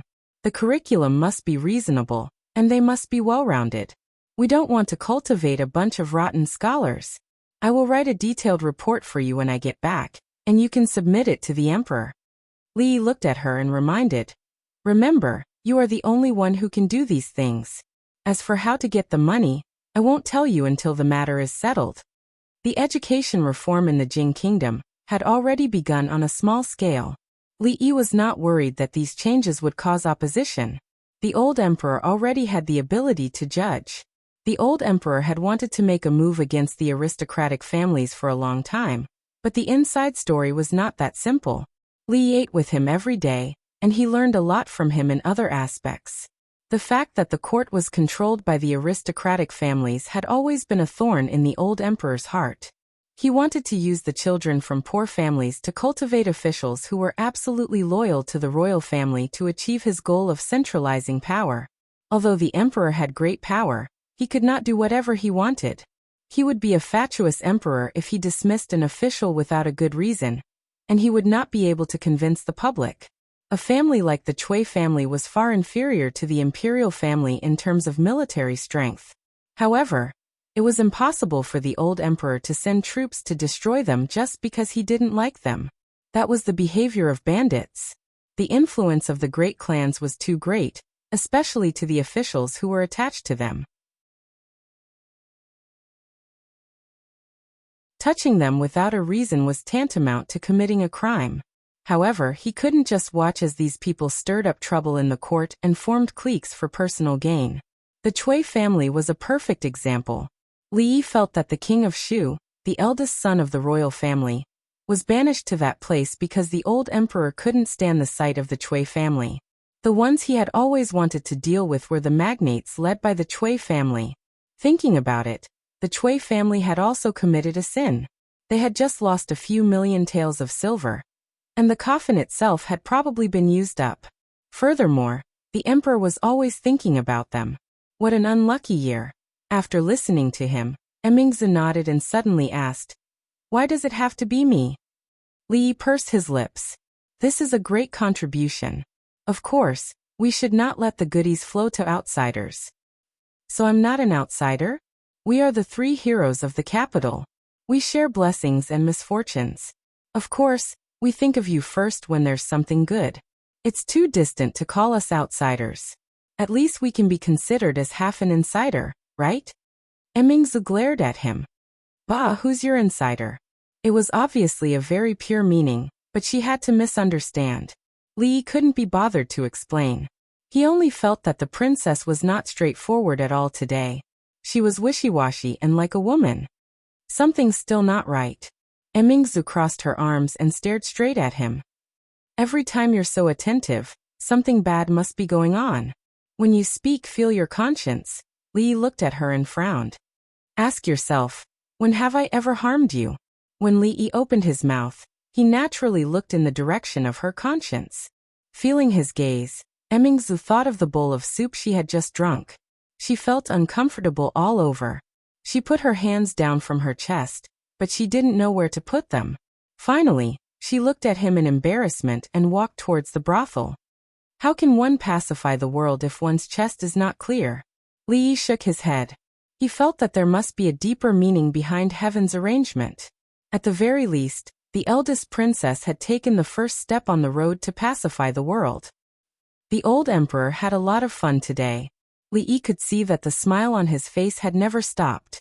In this half a day, he was not the high and mighty ruler of a country, but just an ordinary father. He would let Yongning ride on his neck to watch the circus. He would also beam with joy when the Tsundra Lolita fed him a milk candy. He would walk on the streets for 4 hours, but he was still full of energy.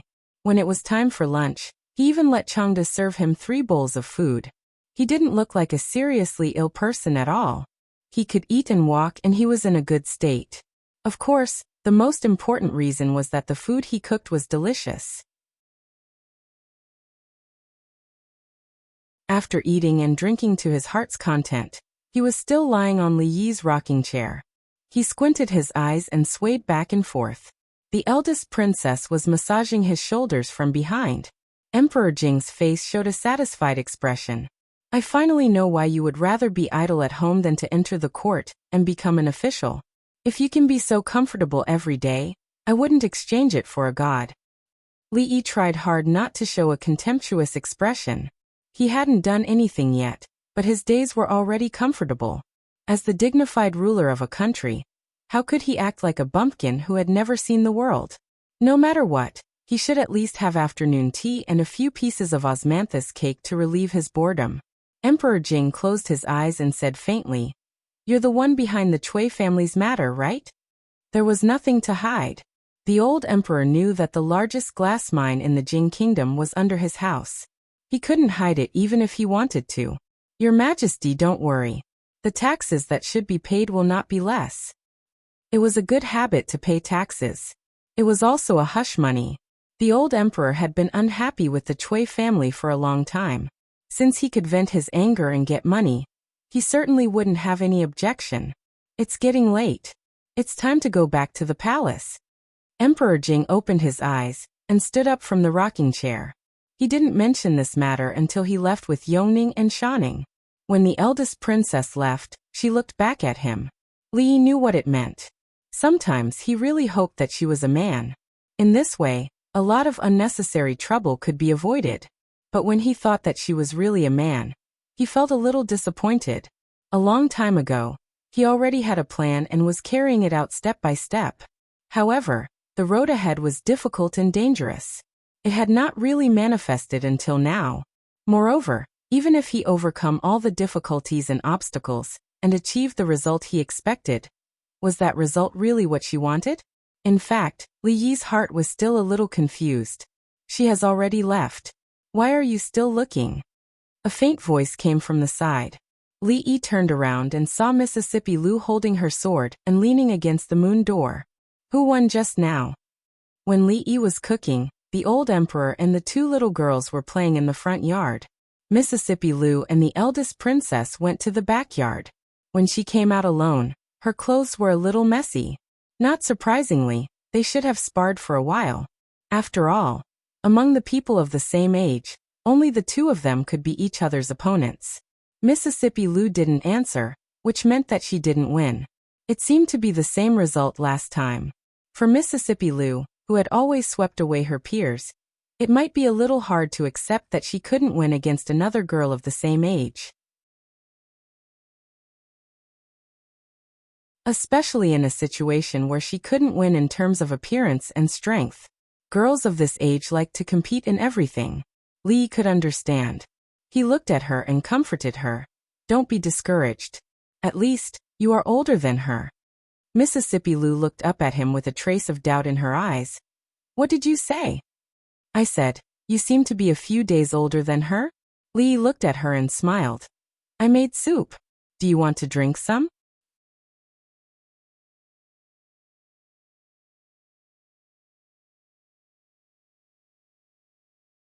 Chapter 760.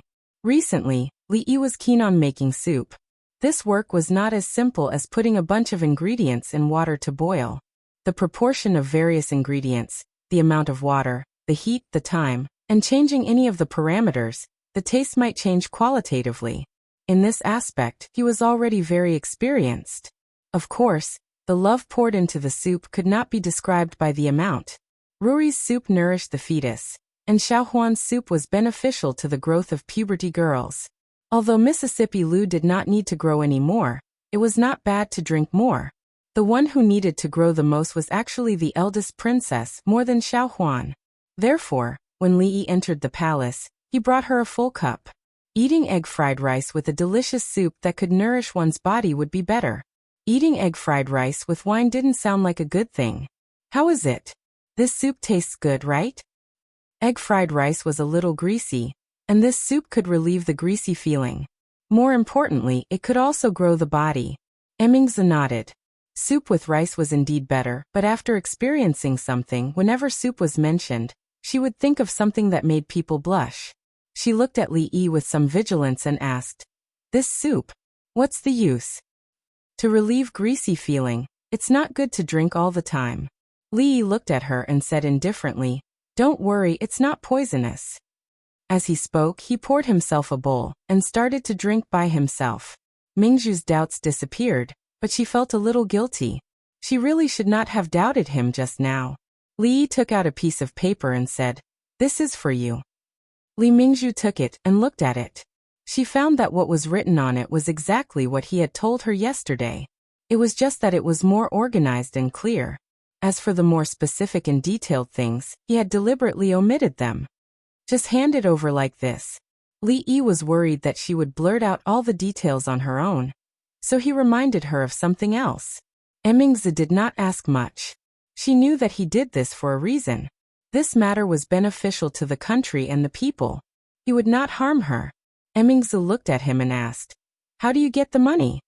"It's a secret for now." Li Yi didn't tell her directly, not because he didn't trust her, but because he trusted her too much. This silly girl's kung fu was quite powerful, but her mind was actually very simple. She could not hide anything in her heart. If he really solved all the problems and then revealed everything, what would they have to do with it? "I'm leaving. I'll come find you in a few days." Li Yi waved his hand and leisurely walked out of the morning dew hall. County Marquis Li treats His Highness very well. The figure standing behind Emmingzu suddenly said when he saw Li Yi walk out. What she meant was not limited to him bringing the princess's favorite food every time he came. In fact, the things he did for the princess were much more than that. He made a princess, a woman, step by step become an existence that even the men in the court could not underestimate. No one dared to question why the eldest princess of the Jing kingdom was still not married. And no one questioned why she could become the dean of the women's college. She led a group of noble ladies in the capital, and did many things that men could not do.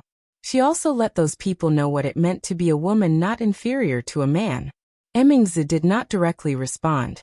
She looked out of the hall and finished the egg fried rice. After drinking a bowl of soup, she put down the jade spoon and said, "There is still some soup left. I can't drink it. Nanny, drink it. Don't waste it." The old woman smiled. She knew that Emingzu did not want to waste County Marquis Li's kindness. She took a bowl and scooped out the last bowl of soup. After drinking a mouthful, she smacked her lips. Her expression suddenly froze.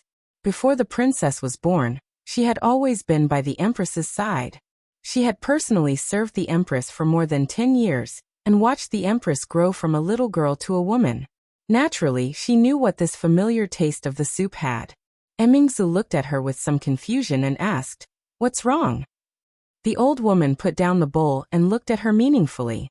She said, "This soup is only useful for His Highness to drink. I'd better not drink it." It was late at night. The hall of diligent government was silent. Occasionally, there was the sound of pages turning. Changde walked out of the shadows. He coughed lightly and reminded, "Your Majesty, it's time to rest." "Changde, tell me, am I really old?" Emperor Jing put down a memorial. It was hard to tell whether his expression was gratified or lonely. "Your Majesty is in the prime of your life. Why do you say that?" Changde's voice finally had some emotion. "If Emingzu was a man, why would I do this today?" Emperor Jing seemed to be talking to himself. He picked up the memorial and read it again carefully. Everything was clear and extremely comprehensive. He couldn't help but murmur. "These were all thought of by Emingzu alone? That boy is right. I am indeed old. The future of the Jing kingdom is still in the hands of these young people." At this moment, Changde roughly guessed what he meant. In terms of writing poems and lyrics, His Majesty was not as good as County Earl Li. In terms of martial arts, His Majesty was not as good as the eldest princess. However, His Majesty had always been good at governing the country. When one day, he found that he was not as good as others in these matters, it was not strange for him to sigh like he did just now. Changde thought for a while and said, "Her Royal Highness is also worried about His Majesty. I'm afraid that County Earl Li also contributed a lot. It's not the first time that he gave all the credit to Emingzu." A trace of anger appeared on Emperor Jing's face. He said, "This brat, if he had taken out these things earlier, I wouldn't have had a headache for so long." As Emperor Jing spoke, he waved his hand and said, "Forget it. Leave this matter to Emingzu. I am also happy to be idle." He was very confident in Mingzhu's ability. Since this matter was proposed by her, he would leave it to her. In this way, he would also be much more relaxed. The most important issue was the funding. The higher-ups only said that there was no need to allocate funds from the national treasury. As for where the huge sum of money would come from, he didn't care so much. Someone would always have a way. As if thinking of something, Emperor Jing suddenly said, "Do you think he has any thoughts about Emingzu? If Li Yi didn't have a wife, he would even think it was a good thing. But it was impossible for a princess of a country to be a concubine. Her Royal Highness and he have known each other for a long time. He is also indebted to her." Changde thought for a while and said, "As for other things, it shouldn't be." Naturally, he couldn't say much about this kind of thing. With Mingzhu's age, if it was another princess, she would have gotten married long ago. But she always has her own ideas. I don't know her thoughts, so I can't help her decide. If it was someone else, it wouldn't matter, but that brat. Emperor Jing frowned. After muttering a few words, he shook his head and showed a relaxed smile on his face. "It's getting late. Let's rest." Although there was still some loneliness in her heart, this was the child's heart. The child had grown up and could finally help her father share some things. "It's done?" Li Yi looked at Emingzu and couldn't help but ask. Emingzu didn't speak but nodded. Although he didn't know why she didn't seem to be in a good mood, and the way she looked at him was a little strange. It was always worth being happy that the plan had taken a big step forward. Drink soup, drink soup." Li Yi filled another bowl for her. Emingzu looked at him, and there was a trace of shame and anger on her face. She lowered her head slightly. Seeing that she didn't seem to want to drink, Li Yi was stunned. Then he shook his head and didn't care about it. He said, "Forget it, I will bring it back for Xiaohuan to drink. The food is still complete. I will also bring this soup bowl back. The next time I come, I will return it."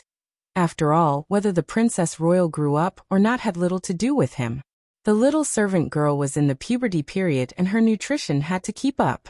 Seeing him stand up and prepare to leave, Mingju's face showed the same color as a peach blossom. She gritted her teeth and said, "Put it down." That you're tuning into the Echoes of the Heart YouTube channel. Don't forget to subscribe and join us on this journey to catch the most captivating stories.